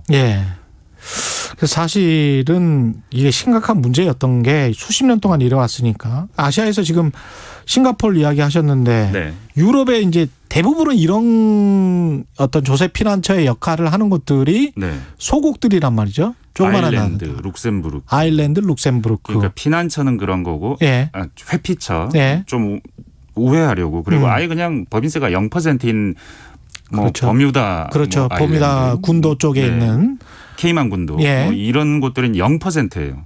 아예 안 내고 뭐 더블 아일리시 위드 샌드위치, 그 더치 샌드위치 이거 그렇죠. 들어보셨죠? 예. 이거 아무리 설명해도 모르기 때문에 저도 정확하게 이해를 못 하겠는데 아일랜드에 2개 회사를 세워놓고 룩셈부르크나 아니면 뭐 네덜란드에 뭐 하나 회사 세워놓고 그리고 그 0%인 지역에 하나 세워놓고 이렇게 회사 4개를 가지고 돌려서 절세를 하는 방법입니다. 근데 이걸 애플도 구글도 이런 식으로 굉장히 절세를 했는데 이게 절세인지 탈세인지 모르겠는 게 EU 국가들은 아니면 유로존 나라들은 환장하거든요, 지금. 그렇죠. 이게 지금 유럽이 왜 이렇게 됐나 살펴보면 20년 전에 아니랬습니다. 사실 유럽도 잘 나가는 기업들이 많았고 세계 100대 기업 하면 한 40개 정도 유럽 회사였는데 그렇습니다. 지금 15개라고 하거든요. 지난주 이코노미스트 보면. 근데 이렇게 되는 와중에 가장 수익성 있고 가장 돈이 되는 부분들은 다 미국 회사가 다 먹었어요. 그것도 다 소프트웨어 관련되는. 네, 그렇죠. 뭐 이게 지금 방금 말했던 그 회사들이 또 나오는 겁니다. 여기. 다 먹었어요. 유럽이라는 시장을 미국 회사에 다 내줬는데 근데 이 회사들이 세금은 안 내는 겁니다. 근데 플랫폼을 다 장악을 하고 있고 특히 구글 같은 경우는 유럽에서 뭐 시장 점유율이 80-90%라고 하니까요. 쇼핑 다 아마존에서 합니다. 유럽도. 그렇죠.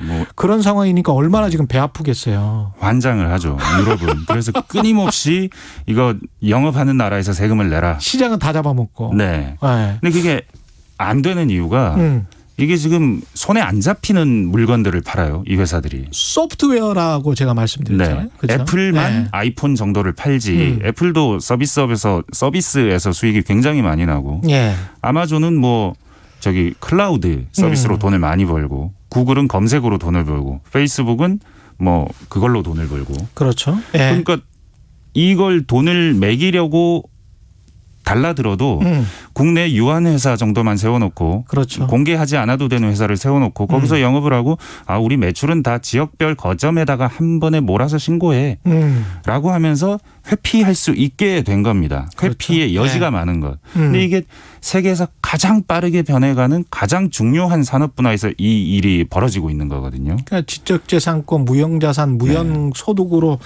창출되는 이런 진짜 소득에 관해서 진짜 돈에 관해서는 어떻게 과세할 수가 없네. 거기다가 이제 조세 회피죄까지 있네. 이런 상황이 돼버린 거죠. 맞습니다.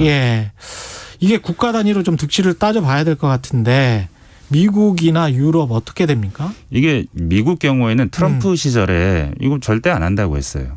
왜 미국 기업만 너네 보호무역주의 하냐 유럽? 나 안 해. 뭐 그러니까 유럽에서는 그럼 우리 디지털세 매길래 하면서 둘이 싸우면서 맞습니다. 트럼프가 그럼 나 보복관세 부과한다 하면서 동맹에 금이 갈 뻔했어요. 프랑스에 막 보복관세를 실제로 부과하기도 하고 맞습니다. 그랬죠. 이게 디지털세가 참 희한한 세금이거든요. 매출에다가 3-4%의 어떤 세금을 매겨버리는데 부가세 같은 형식인데 법인세를 못 매기니까 이걸 매기고 그랬었던 거거든요. 그렇죠.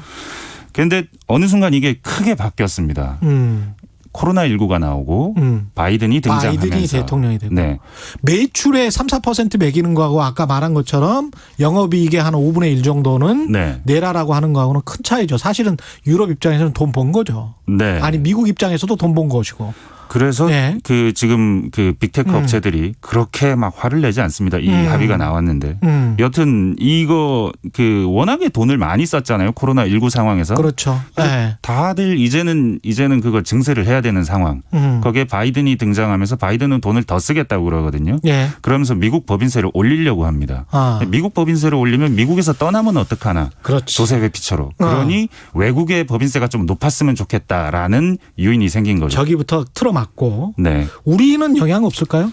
이게 뭐 처음에 트럼프가 주장할 때는 제조업체들도 뭐 다 그런 식으로 하자라고 해서 삼성전자, 현대차 긴장했는데 긴장했죠. 지금 여기 보면 일단 충분히 크고 영업이익이 충분히 나야 되는데 삼성전자 정도가 해당될 수도 있는데 영향은 크지 않을 테고 우리나라 국세청은 세금을 훨씬 더 많이 거둘 가능성이 높아집니다. 알겠습니다.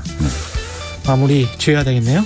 KBS 서영민 기자였습니다. 고맙습니다. 네, 감사합니다. KBS 1라디오 최근의 최강시사 2부는 여기까지입니다. 일부 지역국에서는 해당 지역 방송 보내드리겠습니다.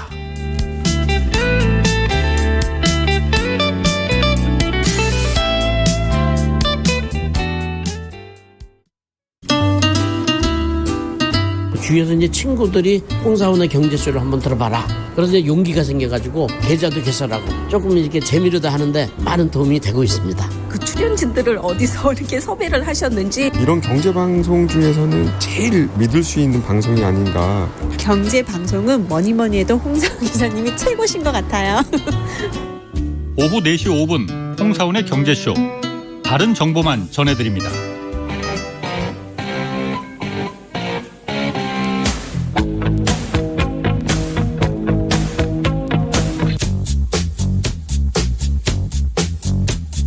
몸이 먼저 반응하는 음악이 있습니다. 몸이 먼저 반응하는 시사도 있습니다. 매일 오후 5시 5분 KBS 1라디오 주진우 라이브. 지금 시각은 8시 30분입니다. KBS.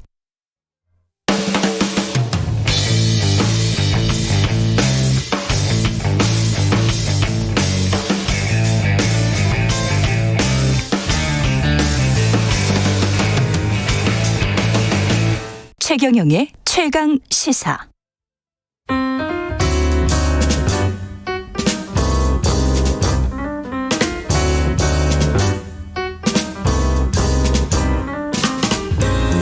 네, 더 나은 미래를 위해 오늘의 정책을 고민합니다. 김기식의 정책이야기 식센스. 김기식 더 미래연구소 소장 나와 계십니다. 안녕하십니까? 예, 안녕하세요. 예.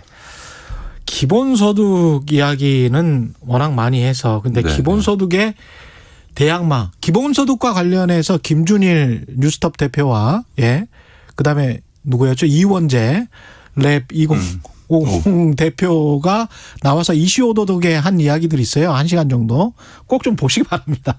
예, 예. 안심소득 오늘은 이야기를 좀 해볼게요. 네, 네. 예. 오세훈 시장의 안심소득. 예, 오세훈 시장.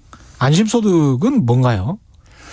예, 그 보수 경제학의 태도라고 할 수 있는 그 밀턴 프리드먼이라는 사람이 있습니다. 예. 이 사람의 부의 소득세, 네거티브 인컴 텍스라 그러는데 그거를 그대로 가져온 겁니다. 예. 그러니까 이제 청취자들께서 기본소득이 또 그렇고 안심소득도 그렇고 이게 무슨 진보 보수 논쟁을 알고 있는데 사실은 기본소득이나 안심소득이나 이런 다 보수에 시작된 겁니다. 예. 사실은 미국에서 네오콘이라고 하는 가장 강경한 보수 세력들이 지금 기본소득과 같은 방식의 어떤 지원 계획을 추진했다가 닉슨 정부 때요. 예. 그게 이제 상원에서 부결되면서 이제 이게 무산된 거고요.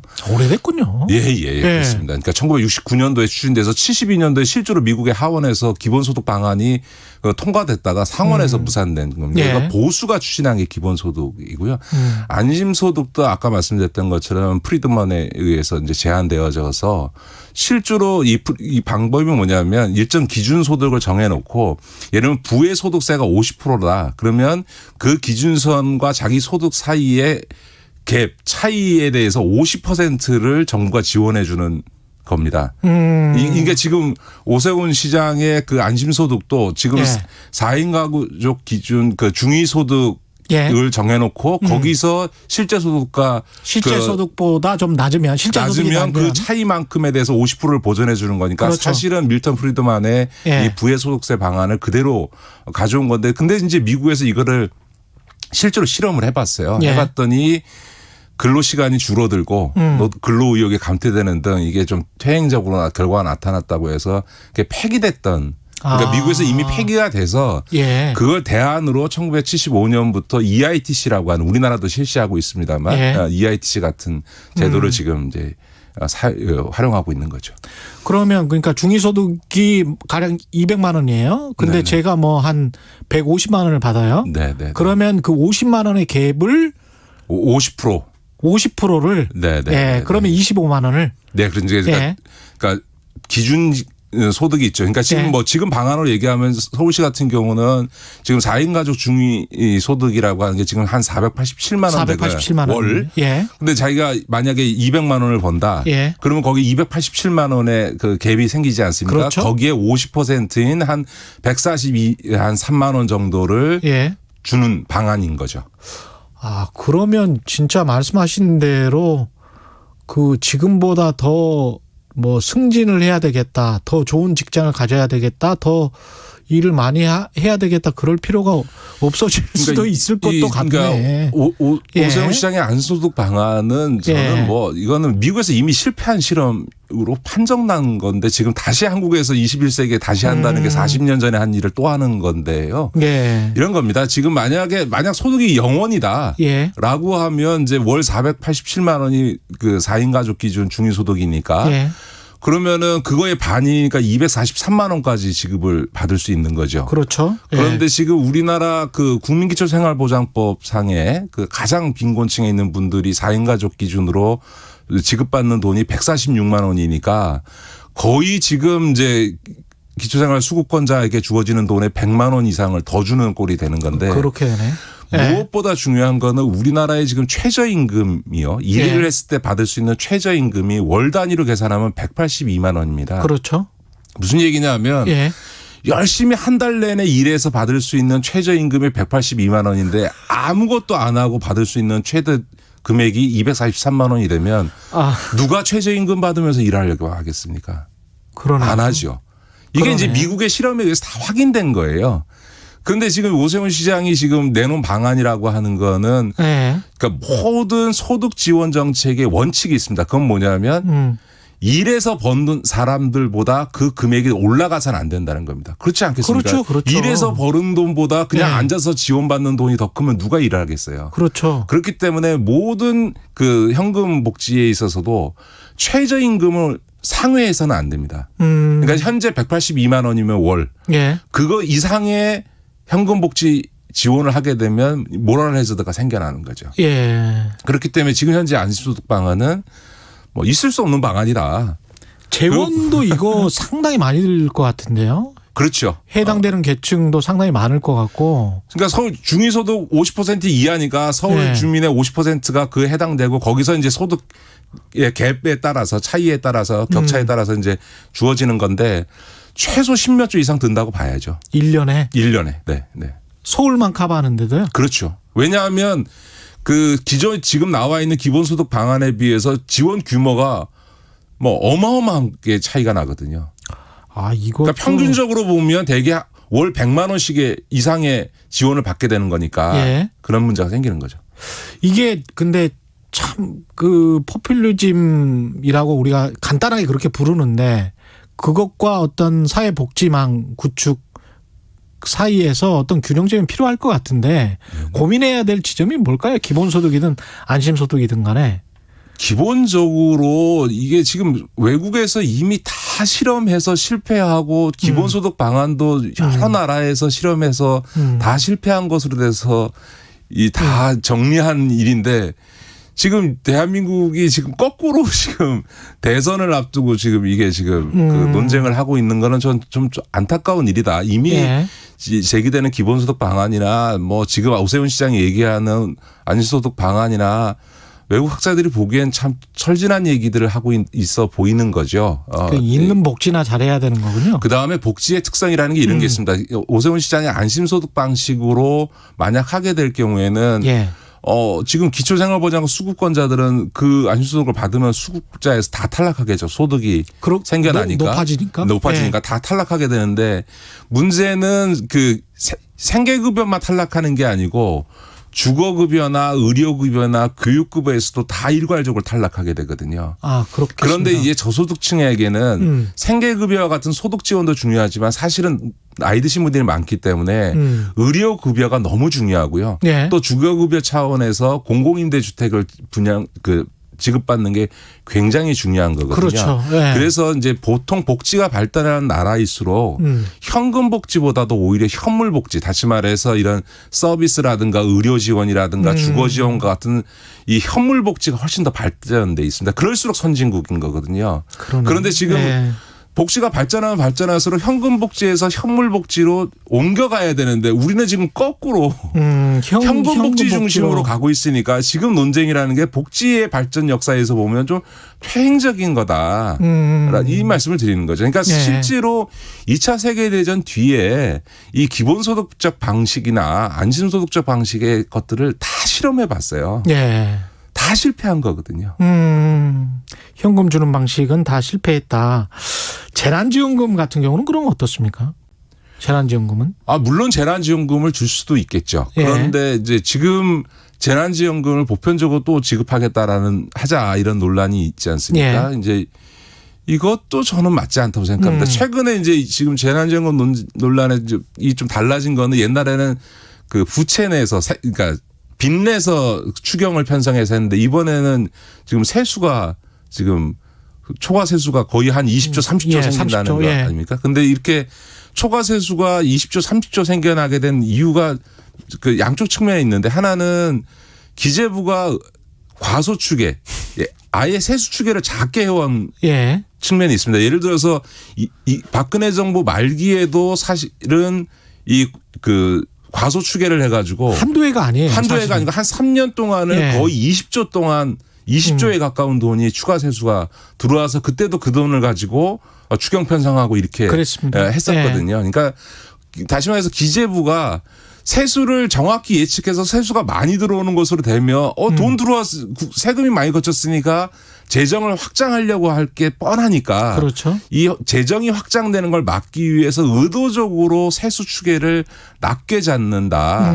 그래서 의도적인 이 과소 추계를 해왔다라는 비판이 끊임없이 제기돼 왔음에도 불구하고 그게 바꿔지지 않은 상태에서 올해도 이제 과소 추계한 게 있는 측면이 있고요. 또 하나는 기재부가 의도적으로 과소 추계한 것뿐만 아니라 우리가 예상보다 코로나 이후에 경제의 회복 탄력성이 너무 좋은 겁니다. 그렇죠. 왜냐하면 올해 세입, 세수 추계를 하는 게 작년 5월부터 시작된 거거든요. 5월부터 예산안을 제출하는 8월 사이에 그 세수 추계를 하는 건데 그때는 코로나가 한참 위기 상황이니까 당연히 이게 언제 끝날지 모르니 내년까지 이 경제 상황이 어려워지면 세 수입이 어떻게 했다 이렇게 예측한 게 있는 건데요. 보수적으로 잡았던 거죠. 보수적으로 잡았던 건데 작년 하반기 이후에 경제의 회복 탄력성이 너무 좋은 거죠.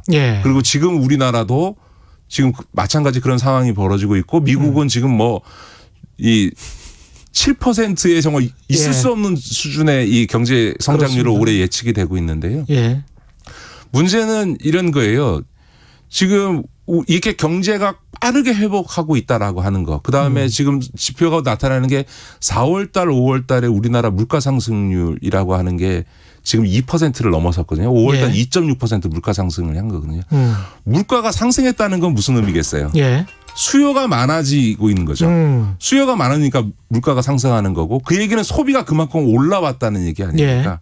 그러니까 지금 그 경제가 빨리 회복해서 법인세니 부가가치세니 하는 세수가 늘어나고 있고 물가가 상승률이 오히려 지금 막 폭등하기 시작해서 인플레 압력이 생겨나고 있는데 소비 진작을 위해서 재난지원금을 줘야 된다라고 하는 거는 경제적으로 말이 안 되는 거죠.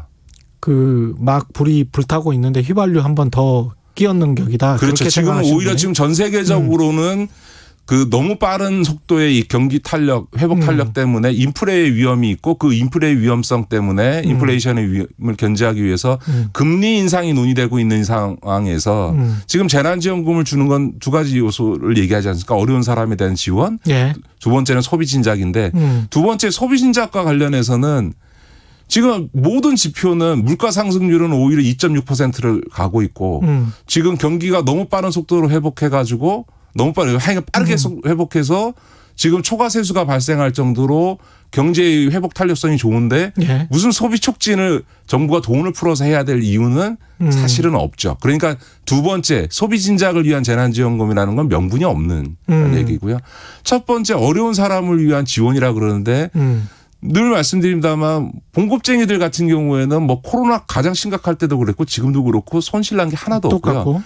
자영업자들 속에서도 물론 뭐 노래방이나 헬스클럽이나 이런 데처럼 아예 문을 닫아야 했거나 지금도 영업을 제대로 못하는 분들은 어려움이 있지만 일반적인 자영업자들도 지금 올해 통계로 보면 다 소비가 코로나 이전으로 오히려 그 이상으로 회복돼서 나타나고 있거든요. 그러니까 물가가 상승하고 있는 거거든요. 그런 점에서 보면 어려운 사람의 지원의 측면에서는 그 정말로 그 코로나 방역 조치 때문에 어려움을 겪고 있는 한정되어 있는 분들 외에는 사실은 지원의 필요성이 없는 거죠. 알겠습니다. 여기까지 듣겠습니다. 지금까지 김기식 더 미래연구소 소장이었습니다. 고맙습니다. 네, 고맙습니다. KBS 1라디오 최경영의 최강시사 듣고 계신 지금 시각은 8시 44분입니다. 여러분은 지금 KBS 1라디오 최경영의 최강시사와 함께하고 계십니다. 네, 어제 광주의 재개발 구역에서 철거 중이던 건물이 무너지면서 버스를 덮치고 승용차까지 안타까운 사고가 있었습니다. 9명 숨지고 8명이 크게 다치는 등 인명피해가 컸는데요. 취재기자 연결돼 있습니다. KBS 광주 보도국의 양창희 기자입니다. 안녕하세요. 예. 안녕하십니까. 예. 수색 작업이 아직 다 안 끝났습니까? 네, 붕괴 사고 현장에서 지금 이틀째 수색 작업이 진행이 되고 있습니다. 중장비를 동원한 기본 작업은 마무리가 됐습니다. 매몰된 버스도 크레인으로 옮긴 상태인데요. 하지만 이 잔해에 만일의 가능성을 염두해서 잔해를 소규모로 수색하는 작업을 계속하고 있습니다. 어제 저녁에 순차적으로 이 버스 탑승객 등 17명이 발견됐고 이 가운데 9명이 돌아가셨는데요. 네. 이 이후로 추가 발견자는 현재 없는 상황입니다. 이게 대낮에 오후에 정말 날벼락처럼 일어난 사고였는데 당시 상황을 한번 더 전해 주십시오. 네, 저희 KBS로 여러 제보 영상들이 들어왔는데 이 영상들의 상황이 자세히 나와 있었습니다. 일단 그 버스와 차량들이 달리는 도로 쪽으로 갑자기 5층짜리 건물이 허물어지는 모습을 볼 수가 있었고요. 네. 이 건물이 무너진 다음 일대가 흙먼지로 뒤덮이고요. 또 행인들이 대피했고 도로는 쑥대밭이 된 모습도 저희가 영상에서 확인할 수가 있었습니다. 네. 이 사고가 일어난 어제는 철거 작업의 사실상은 첫날이었습니다. 그래서 건물 위쪽에서 굴착기 등 이런 중장비들을 활용해서 철거 작업이 진행이 되고 있었습니다. 작업자들 얘기를 들어보니까 이상한 소리가 들려서 대피를 했고 그 직후 건물이 무너졌다 이렇게 진술을 하고 있습니다. 작업자들은 몸을 피했는데 도로를 지나던 버스가 무너진 건물에 매몰이 된 상황이었습니다. 그 원인 조사도 지금 진행 중이겠죠? 경찰이? 예, 오늘 낮 1시에 그 경찰과 국립과학수사연구원의 합동 감식이 예정이 되어 있습니다. 예. 광주경찰청이 현재 전담 수사팀을 꾸린 상태인데요.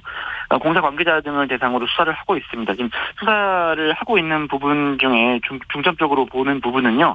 일단 건물 뒤쪽에 흙더미를 쌓아놓고 거기에 굴삭기를 올리고 또 이 올린 굴삭기로 철거 작업을 하는 방식이었는데 예. 이 과정에서 안전수칙이 지켜졌나 이 부분이 일단 있고요. 그다음에 굉장히 위험한 작업인데 인도나 도로의 통행 통제가 제대로 됐는지 그리고 시공사가 현대산업개발인데 예. 이 시공사가 철거 작업을 도급을 주는 과정에서 불법인 다단계 하도급이 혹시 있었는지 이런 부분이 중점적인 수사 대상입니다. 시공사가 현대산업개발이고 현대산업개발의 권순호 대표가 직접 현장을 찾아왔습니까? 네, 오늘 새벽에요. 현장 찾아서 사과를 했습니다. 일어나지 않아야 할 사고가 난 점에 대해 사망자, 유족, 부상자들에게 말할 수 없이 죄송하다 이런 말을 했고요. 네. 사고 원인이 조속히 밝혀지도록 협조하겠다라고도 했습니다. 전해철 행안부 장관도 현장에 와서 가능한 장비와 인력을 총동원해서 인명구조에 최선을 다하고 유족들을 지원하는데도 최선을 다해달라고 말했습니다. 예, 오늘 말씀 감사하고요. KBS 광주보도국의 양창희 기자였습니다. 고맙습니다. 감사합니다. 네, 이번에는 광주 붕괴 사고 이게 구조적으로 건물에 어떤 문제가 있었는지 아니면은 철거하는 과정에서 어떤 안전수칙이 제대로 안 지켜진 것인지 전문가와 함께 진단을 해보겠습니다. 연세대학교 토목공학과 조원철 명예교수 연결돼 있습니다. 안녕하세요. 예, 수고 많습니다. 예.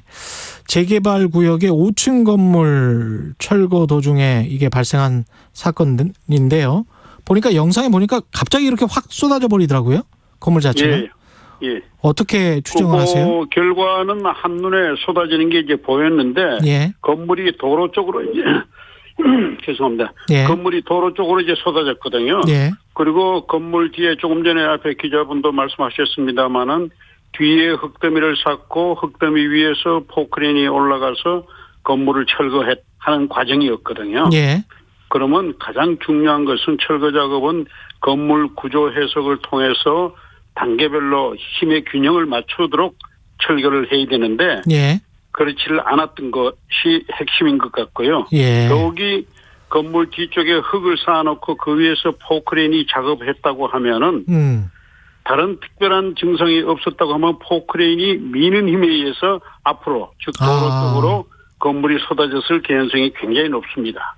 그렇군요. 그래서 뒤로 안 무너지고 앞으로 예. 뒤에는 흙이 많이 쌓여 있으니까 거기다 그리고 이제 자기 차가 있거든요. 예. 작업자가 있기 때문에 자기가 죽을 짓은 안 하잖아요.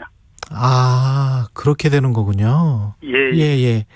이게 지금 건물 철거하는 과정에서의 어떤 안전 수칙 같은 게 있을 텐데 그거 당연히 있죠. 예, 그거는 어떻게 보세요? 제대로 이게 안 지켜졌기 때문에 이제 이런 일이 벌어진 거거든요. 결과적으로. 보통은 어떻게 해야 되는 겁니까, 이게? 이게 먼저 구조 진단을 해야 됩니다. 구조 진단이라고 하는 것은 건물 골조 있죠. 예. 골조의 힘을 어느 기둥이 얼마만큼 받을 수 있냐 하는 것을 구조 진단을 해서 그 균형이 항상 유지되도록 그래서 위에서부터 밑으로 안전하게 철거할 수 있도록 구조 진단을 하고 거기에 맞춰서 작업 순서를 진행을 해야 되는데 그렇지 않았던 거죠.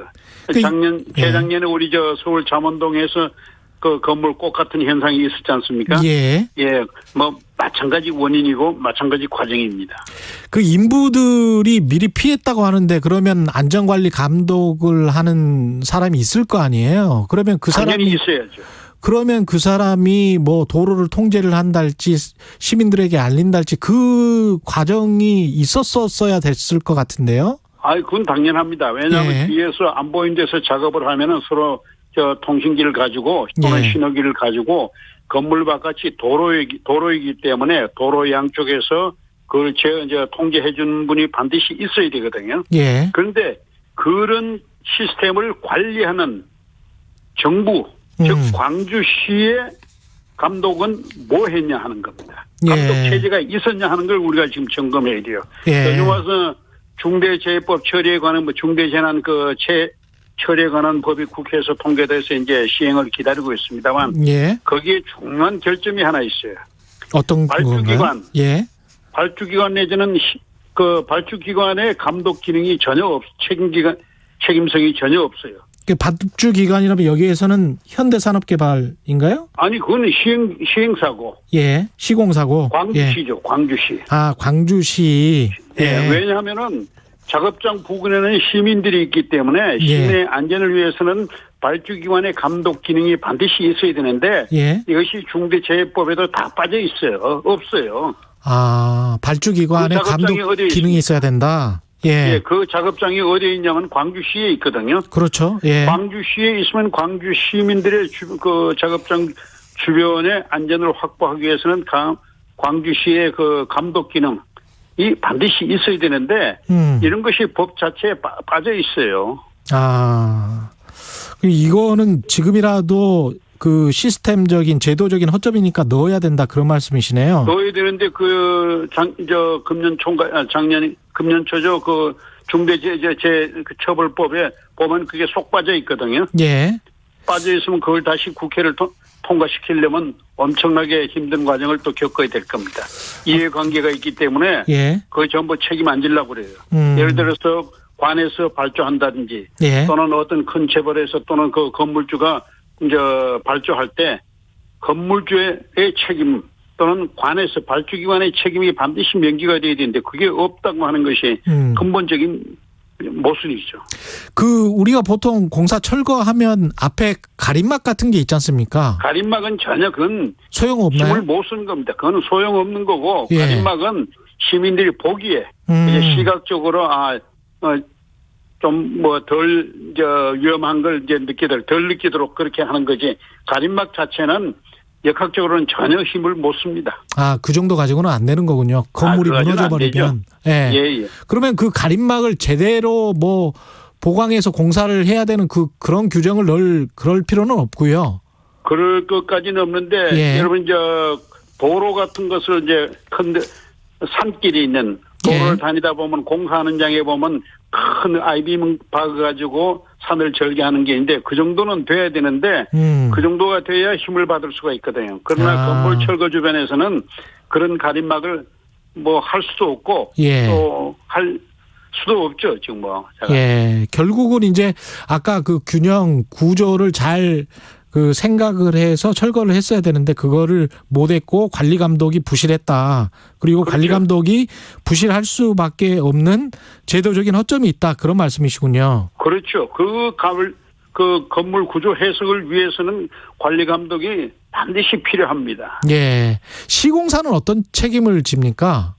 시공사는 직접적으로 예. 시공사도 안전 책임이 절대적으로 있죠. 물론 감독청에서 없다고 하더라도 예. 시공사는 뭐 안전관리에 절대적인 책임을 져야 되고 예. 시공사가 또 반드시 현장에서 일을 하는 건 아니에요. 그래서 우리가 이제 하청 또는 재하청 또는 예. 뭐 3청, 4층이라고 그러는데 예. 이 하도급 제도의 근본적인 문제가 바로 그겁니다. 그래서 우리가 컨소시엄법으로 바꾸자라고 그렇게 이야기해도 이해관계 때문에 국회에서 법이 통과되지를 않고 있죠. 이 공사 현장도 교수님 생각에는 그 분명히 다단계 하도급 구조였을 것이다. 그렇게 생각을 하시는 거군요. 이건 뭐 안 봐도 예. 뻔한 겁니다. 일반적으로 그렇게 계속 하고 있으니까. 그렇죠. 예. 감리 업체 같은 경우는 어떻습니까? 5층 건물을 철거할 때는 감리하는 사람이 나와 있나요? 예, 감리가 반드시 책임 감리를 하게 돼 있죠, 법적으로. 예. 그런데 감리가 누가 정하느냐?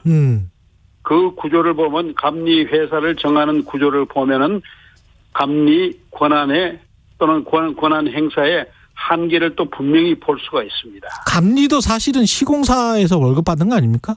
그렇죠. 시공사에서 감리를 위임해가지고 하는데 예. 시공사 말을 안 들을 수가 없죠. 그런 지금 구조잖아요. 그죠? 그 시공사 말이라고 하는 것이 뭐냐면 돈을 적게 드리는 거거든요. 돈 적게 드리기 위해서는 빨리 해야 됩니다. 빨리 하기 위해서는 예. 폭삭 이번과 같은 우리가 이제 흔히들 나쁘게 표현합니다만 폭삭 공법이 필요합니다. 그러더라도 제대로 해야지. 예. 그렇군요. 왜냐하면 한꺼번에 5층을 내려앉히는 게 가장 시간이 절약이 되고 시간 절약이라고 하는 것은 바로 돈하고 연결되는 거거든요. 이게 욕심입니다. 우리 욕심이 우리 사회에 팽배하기 때문에 이런 일이 일어나는 겁니다. 예, 알겠습니다. 여기까지 듣겠습니다. 말씀 감사합니다. 예. 지금까지 연세대학교 토목공학과 조원철 명예교수였습니다. 고맙습니다. HLB님은 관리감독도 없고 처벌도 낮으니까 어떤 시공사가 안전에 신경 쓰겠나요? CHS 정님은 호주서 일할 때 보면 이런 사고가 나면 담당 공무원이 자리가 없어져요. 이규환님, 전국에 재개발이 많을 텐데 책임 있는 안전관리에 관심을 가져야겠습니다. 이런 말씀하셨고요. 6월 10일 목요일 KBS 1라디오 최경영의 최강시사 오늘은 여기까지입니다. 고맙습니다.